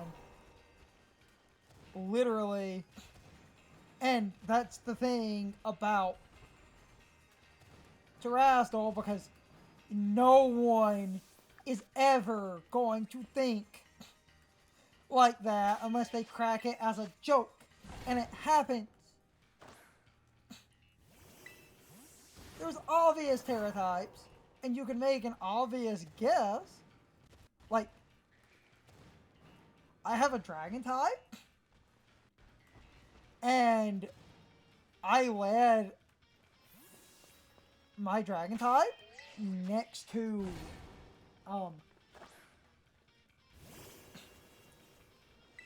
like, your Dragon type, and Dragon beats Dragon, so it's like, are you going to pick up that I'm either insane and stupid, or that my Terra type is either a resistance or an immunity?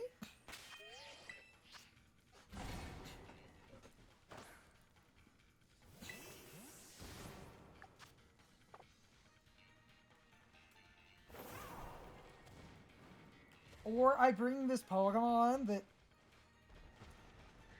doesn't resist Dragon, and you can make that kind of guess, and you might be right, especially if it's like, oh, Fairy on this thing would actually be decently defensive.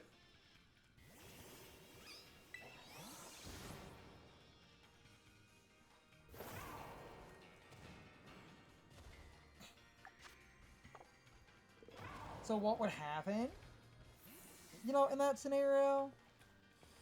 And there's obvious predictions, but then I could just pick the most idiotic Terra type imaginable on a Pokemon. Catch you with the most idiotic best of one cheese, and no one in their right fucking mind is ever going to play with that concept.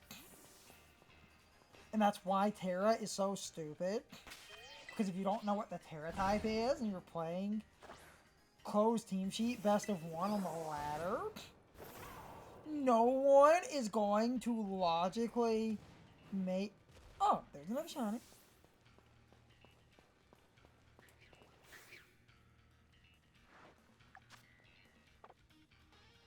Also not marked. And the sandwich is about out anyway, and it would end by the time I caught that thing. So because these aren't marked, I'm just gonna re-roll by starting over, but that's fine. This method's working now that I have it down. If I'm just rambling about nonsense, I can kind of keep myself focused. I could just go on my little rant, because like tons of competitive people have this like, oh, anyone complaining about Terra is just bad into the video game. You're telling me you're too much of an idiot to remember like 2 Terra types, guys? How can you not remember like 2 Terra types? Every competitive Pokemon only runs like 2 Terra types. Except, that's not the fucking case. For the reason I just stated.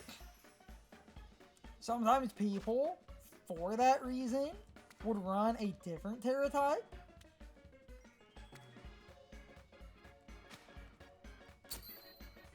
And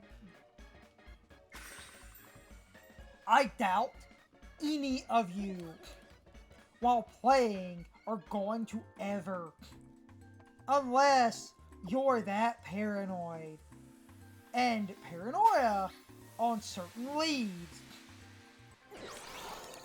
your intuition, and this is a risk that could kind of pay off, maybe.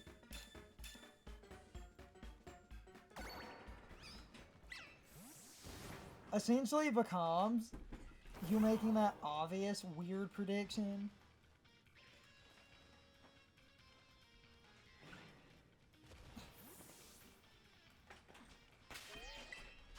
And you could say, oh, but if you get the prediction right, it's like, that shows you're thinking critically. Except, let's be fucking real here, no one, even the most high-level competitive people in a best-of-1 meta, are ever going to look at this one matchup and think that this person has decided, unless you're thinking like a degenerate.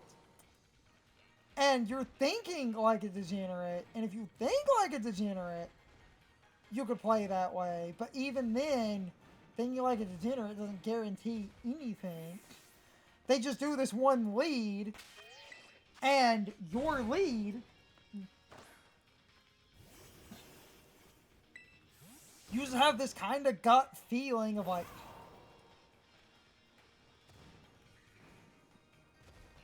not like an obvious terrestrial. I'm talking about the weird shit.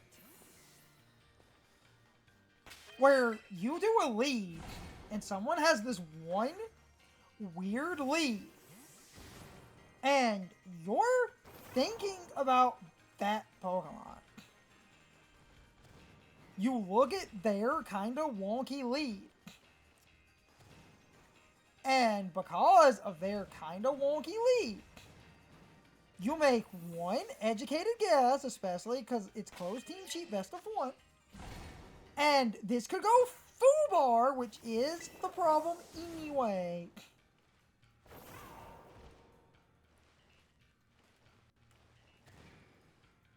Where you see a lead, and you're thinking that your opponent, like,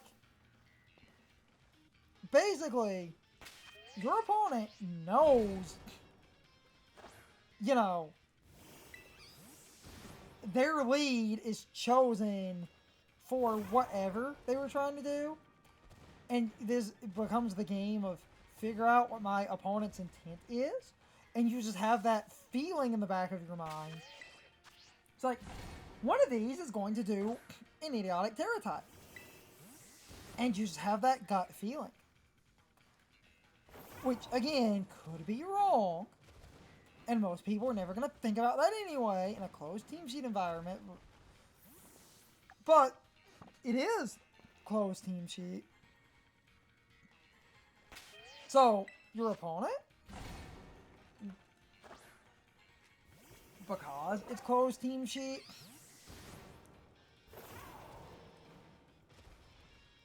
could do the dumb thing. And that is, and at that point, you're making an assumption. You're not even 100% sure, unless, and this would be the only way that you would know something. And even then, someone could fuck with you by hoping you know this thing, then they made a change. Like, you see this team comp, and you look at that team, and you're like, wait a minute, big YouTube man featured that team. Wait a minute, that Garchomp has this weird Terra type. Oh my god, they're going to best of 1 cheese me, the fucker. Oh, and then you do the lead, and they do the lead, and it's the Garchomp. And you're like, oh my god, it's the Garchomp. You're trying to best of 1 cheese me, you stupid fuck. Oh, so I know that your Terra type is this. I'm going to make this prediction. Then the Garchomp is a completely different Terra type. And then you're sitting there tilted, and you're like, did you literally copy this man's entire team, make it look like it's his best of 1 cheese set, and you knew people would, like, know the team because big YouTube man, and because you tweaked the Terra type and made like 1 item adjustment, word vomit, sorry. That is a different best of one choose, which is using someone's knowledge against them by making people think the team comp is Big YouTube Man's team. Except it's not Big YouTube Man's team. It looks like it, but you've made a change.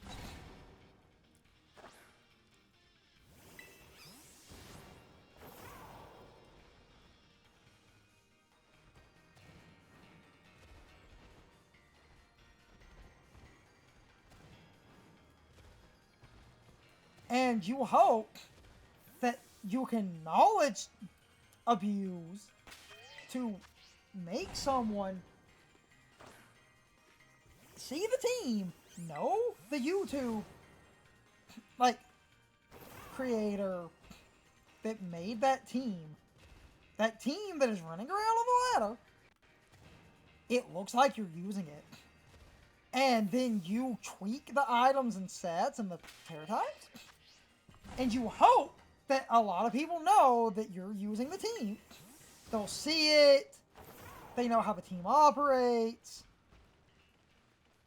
And because it's a big, popular YouTube channel, all of these people are going to look at your team, think you're like a brainlet using a YouTube creator's team.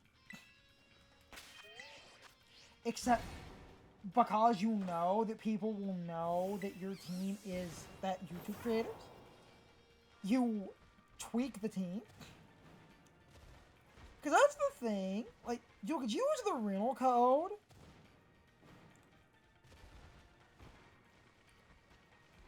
of someone and it could straight out be their team, or you copied it by having those Pokemon available and you just tweaked your sets.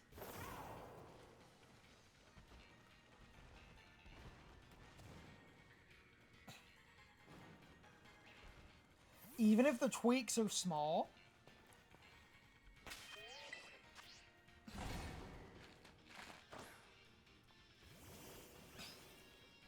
And when I say small, I mean the smallest adjustment. Different Terra type. Different move. For some Pokemon, if you can get away with it, different ability. Because some Pokemon could run one ability and still make use of the other ability.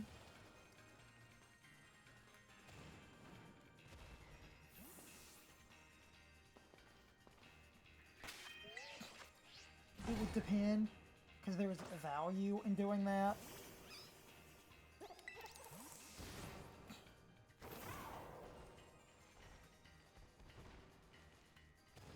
Especially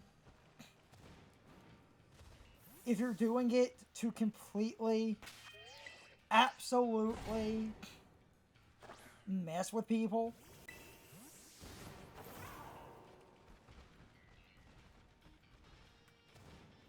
The slight tweaks of a team.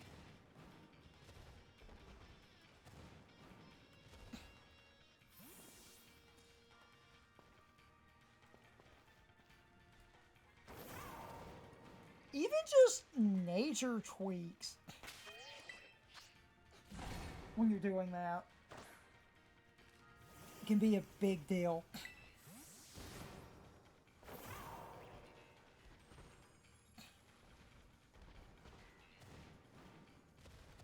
Because the person... Because sometimes what you'll see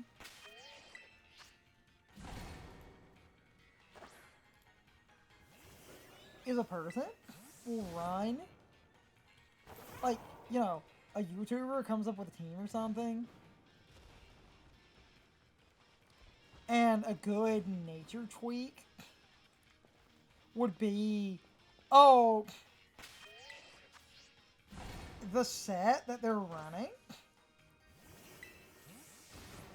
I'll just use Adamant because it came to mind, but, I mean, Modest, same deal. You know this Pokemon on the team is Adamant, so in your fake team. You make it look like the one dude's team, except your adamant set is not adamant. You run Jolly.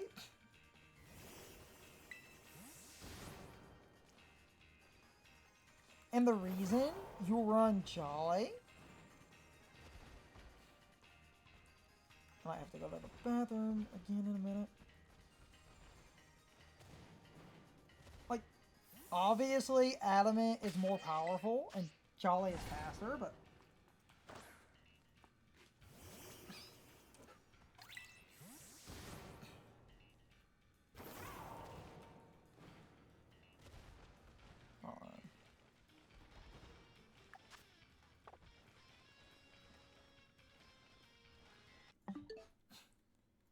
Hate when I have to take multiple bathroom breaks.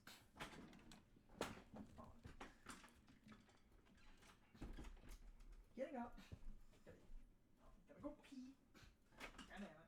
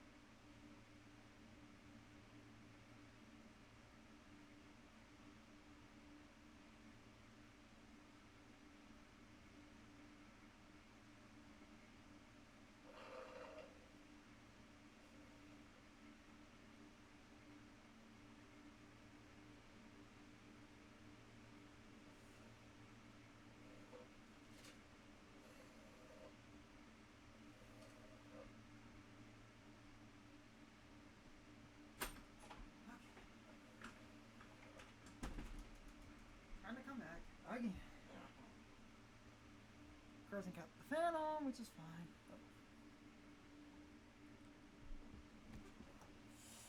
Okay.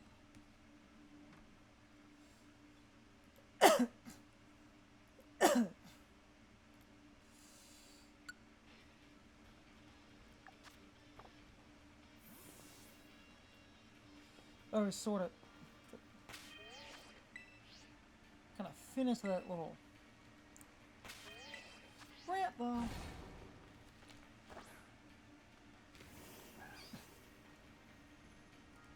Like you can,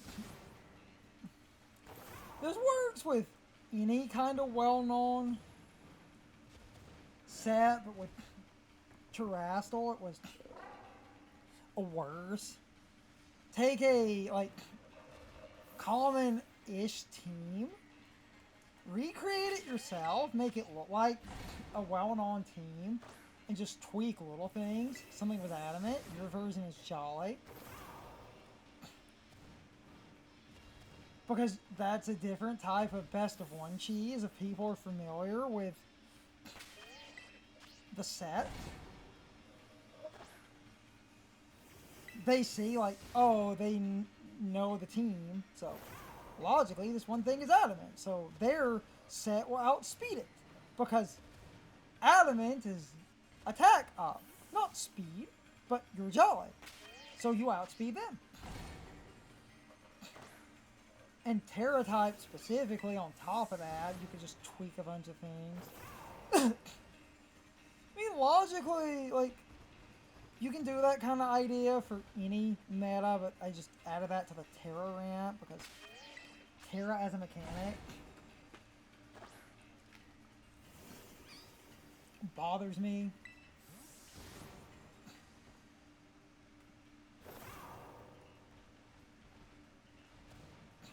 Because there's too many variants. I just use some of these longer streams to rant about competitive stuff because I feel competitive is like, I think competitively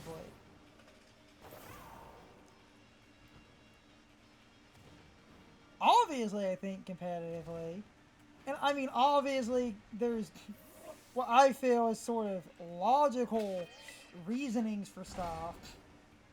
And I get why competitive people will look at certain Pokemon and say like, oh, this thing is good, or oh, this thing is bad, or whatever. But it just kind of feels like every competitive player ever has a hive mind.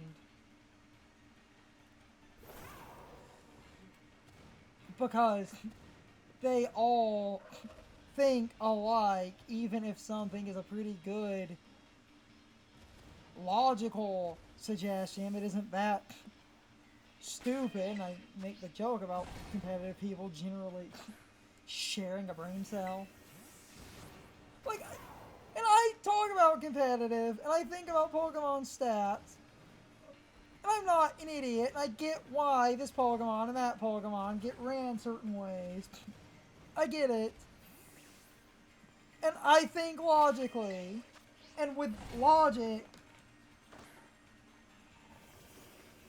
like, I'm not stupid. I'm not trying to magically do absolute nonsense. Unless you look at some stats and realize that some slight absolute nonsense, especially in a closed team sheet thing, like a Pokemon where the physical and special attack are both close-ish,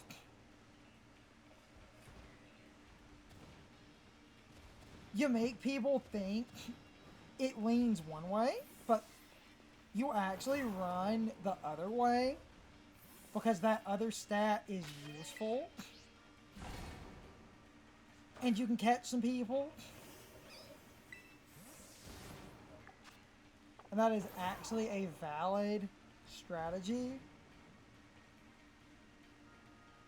And that's the kind of best of one cheese stuff that I look at and go, okay, like, I get it. And there's always going to be, like, you know, that's valid, but what I'm talking about is just this single-mindedness that bothers me of anything that is slightly different under any circumstance being seen as bad. And I think competitively, but even I at least look at some other options and consider some things. But it just feels like competitive players really do share like fucking brain cells. And until a top like player does the obvious shit that's obvious, until a top player does obvious shit,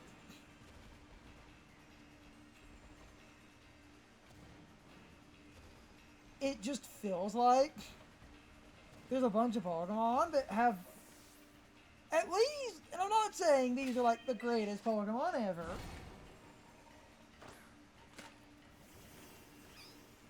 I'm not. I don't want people to misunderstand where my rant is going. And it is basically,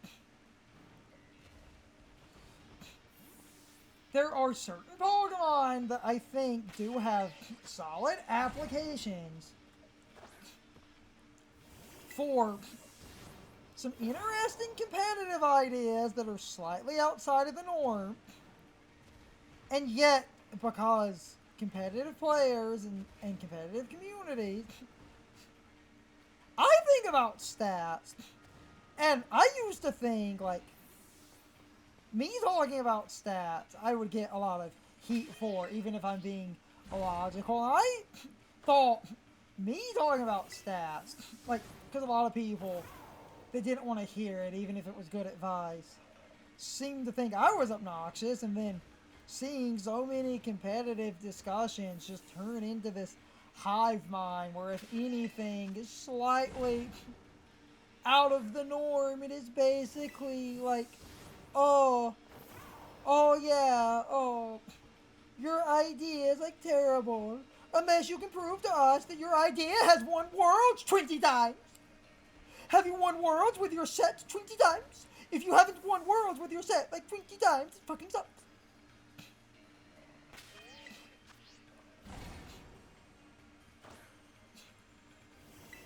There are Pokemon that fill specifically stupid roles. And sometimes it's not that complicated to just grab a weird set that counters some stuff. Pachirisu won Worlds the one time because that specific Pachirisu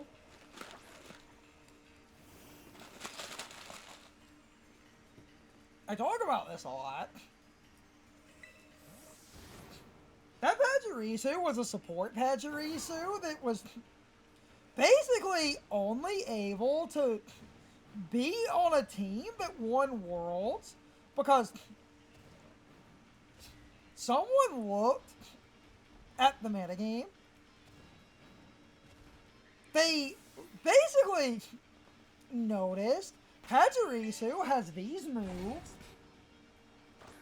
and all of these Pokemon are countered by Pachirisu with these moves.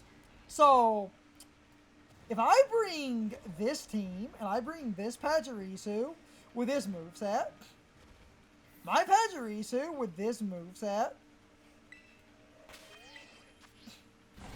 is a guaranteed counter to a bunch of stuff. And a dude winning Worlds with Pachirisu,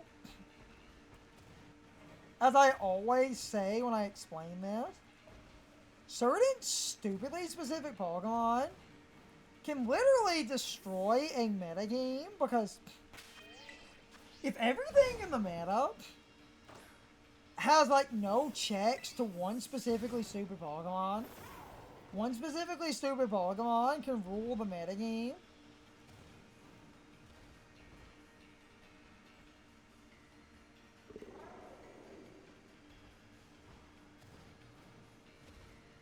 That does not mean that stupidly specific Pokemon is the greatest Pokemon of all, but sometimes, adjusting my headphones and everything, I've always said this because that Pachirisu is a good example of getting slightly creative without being incredibly stupid. You look at a metagame, you look at a Pokemon that doesn't have a lot of use, you look at its ability, its stats, and its moveset, and you basically look at, you know, what what the stats, ability, and moveset would do if you used that Pokemon.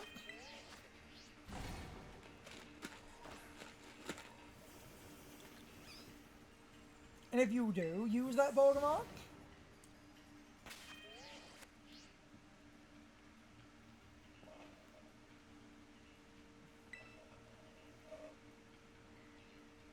okay, actually, so I can get, though, okay, so actually I was doing this slightly wrong, so that instead of the other corner, well, I mean, the way I was doing it was fine, but it looks like I can get more clusters if I'm right here in the corner, not the other corner, but both of the corners work, so it looks like I should have, okay, that actually also makes sense.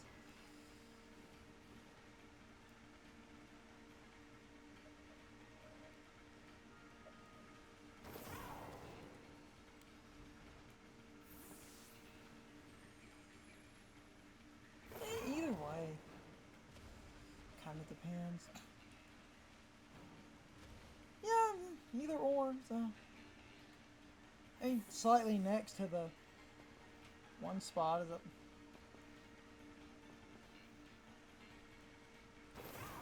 little bit good as it is. I could, yeah, either or. But basically, like,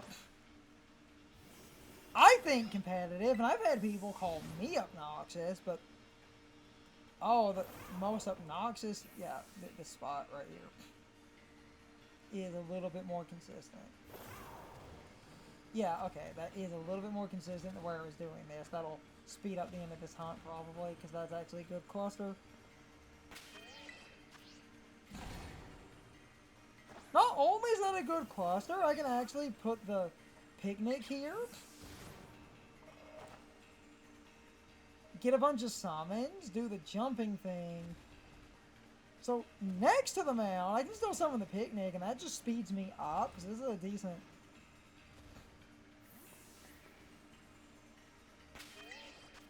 Yeah, okay. So I can actually do the picnic on the... Okay. I just accidentally mid-maxed this a little bit better than the video.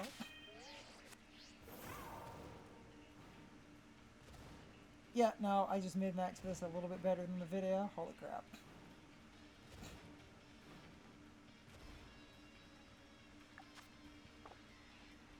Meaning my next sandwich will probably get this.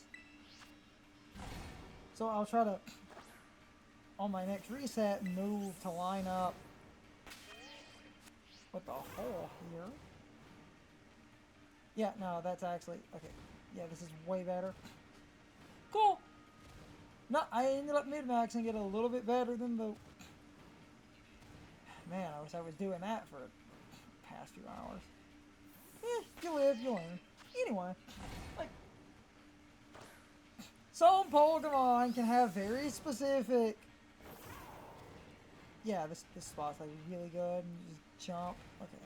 Because I can get big clusters if I'm right here. Okay.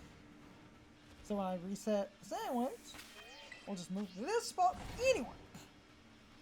I know I'm just kind of rambling. You know, just repeating some stuff. I'm just trying to say, like, there are some Pokemon that can be kind of useful if you basically get certain Pokemon in a meta where certain stuff exists. Some underused Pokemon can be your ideal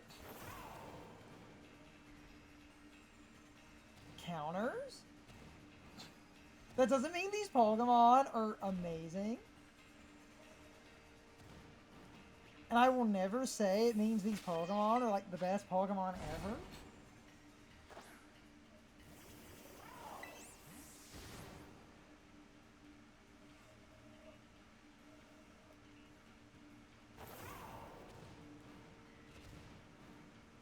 All I'm saying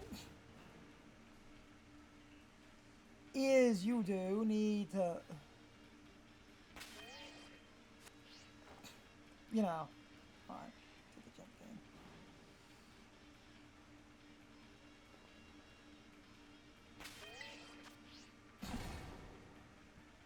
I think this is about as far back as I can get.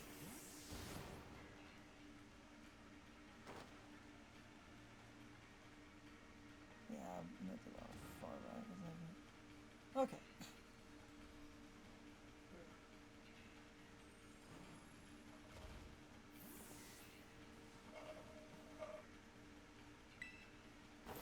Okay, so yeah, it's right in the corner with the minimum amount of distance. So if I can get in that corner on my next sandwich, unless I get the shiny in a minute here, I found the really good spot. Yeah, no, I found the best spot. Okay, cool. But like, you can get a little bit creative. And some Pokemon that are normally not super oh, man, there's a shiny. Hold on. If it's marked, I'll save. I'm gonna catch this one because it might be tiny.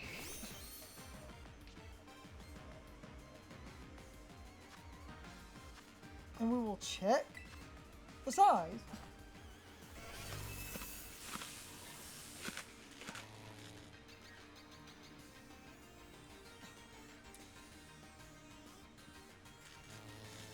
I'll catch it and we'll check the size.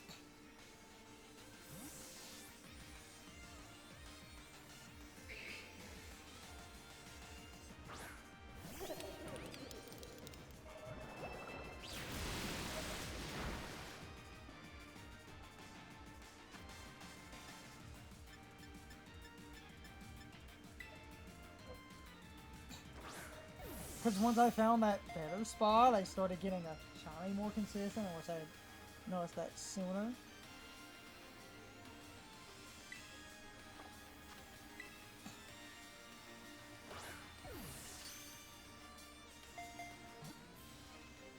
We'll check the size after the sandwich. Now that I know how to do this hunt a little bit faster, I could make this way quicker. So this could have been quicker because it's basically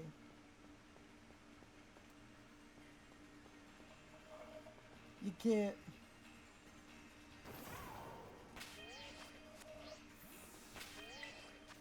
right here.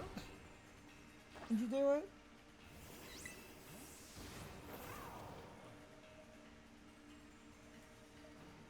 You can get some good clusters. Because they do start spawning in if you just give it a minute.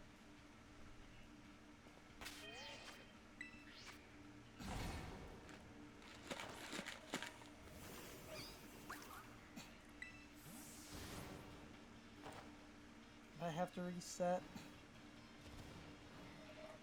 Yeah, okay, so I found the better spot then. Okay, good. Yeah, no, I found the better spot. Sweet.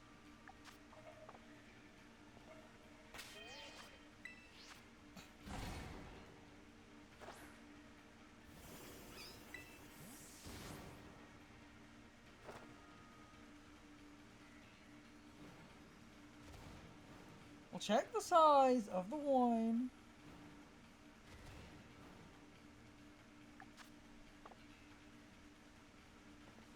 We'll probably get the one last reset. We'll check the size, and now that I know how to do this better. Yeah, no, okay. It's fine. We'll check the size. Because if this is small enough for that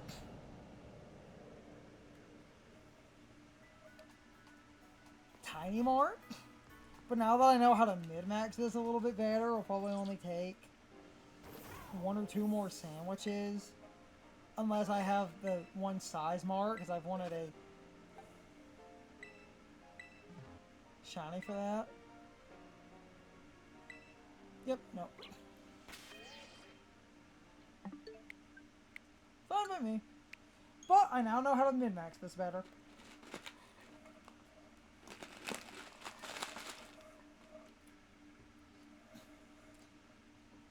Okay.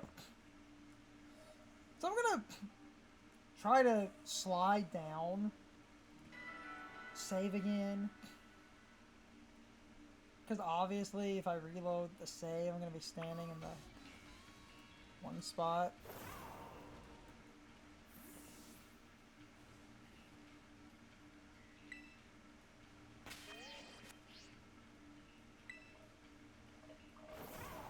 This is it. Save here. Okay. Damn it. No. I found the spot.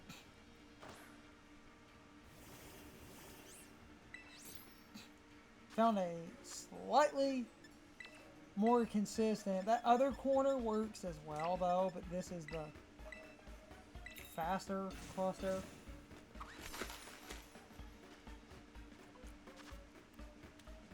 Because I found a spot where I can get a faster cluster. Switch 1 or 2. Either way, if I get the big groups. Every shiny that can spawn is one of the available Pokemon. So, when I spawn like 15 Pokemon, all of those have a potential to be shiny.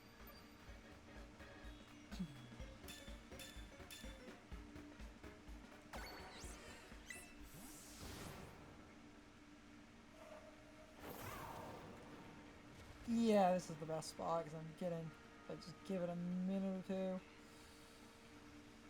2, decent clusters, and if I don't see anything,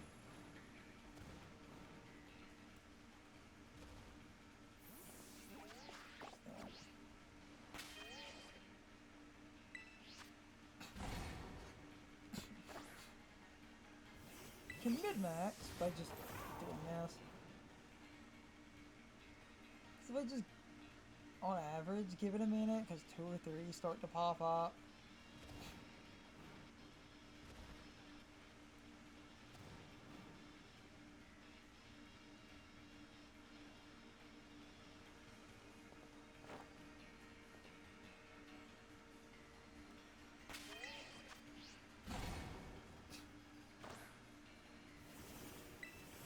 And I can move slightly. This spot's also pretty good. I'm getting the 2 or 3 popping up. You just kind of jump, look for the shiny.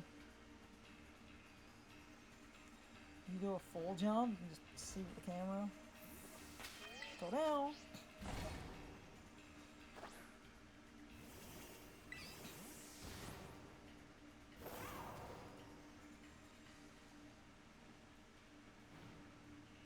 No, I'm trying to.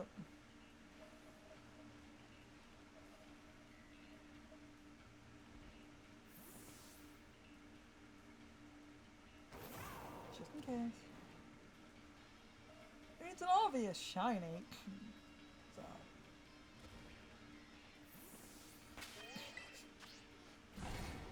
To kind of finish that other rant, like, specific Pokemon can cover specific things. I do feel like a bunch of competitive communities just sort of share like a single fucking brain cell, because even if something is obvious, an idea will seem weird or bad until someone does the same shit, and then all of a sudden you're stupid for not doing the obvious thing.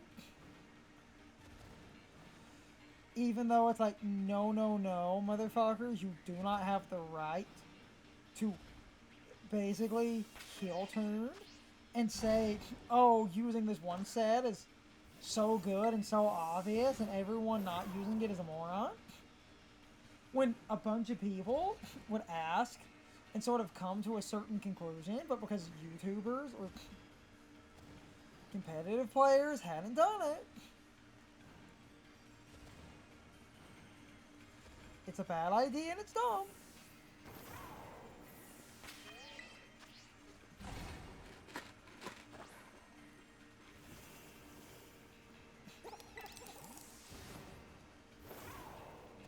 Even if some obvious logic is pretty good. I've gone on the same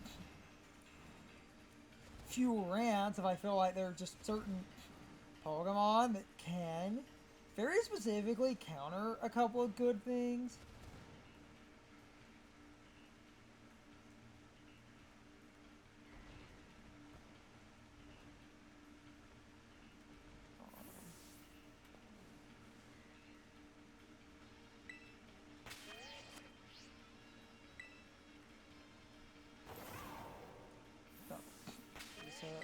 No, but the damn it, not okay. Hit the wrong button. It's fine though.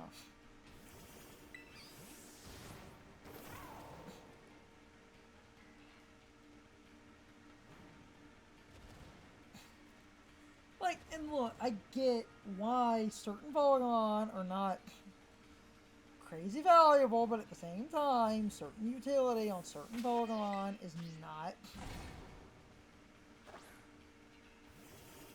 a bad thing, and I do feel like some Pokemon have very good utility that is underexplored, but competitive people share the same brain cell and will basically sort of laugh you out of discussions unless you can provide a video of you on ranked doing what they said was bad and constantly winning, or they find out that no, you're like a world champion and you've won worlds a few times.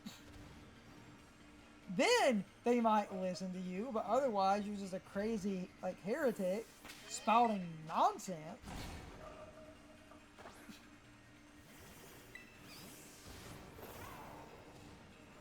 Even if your logic is good.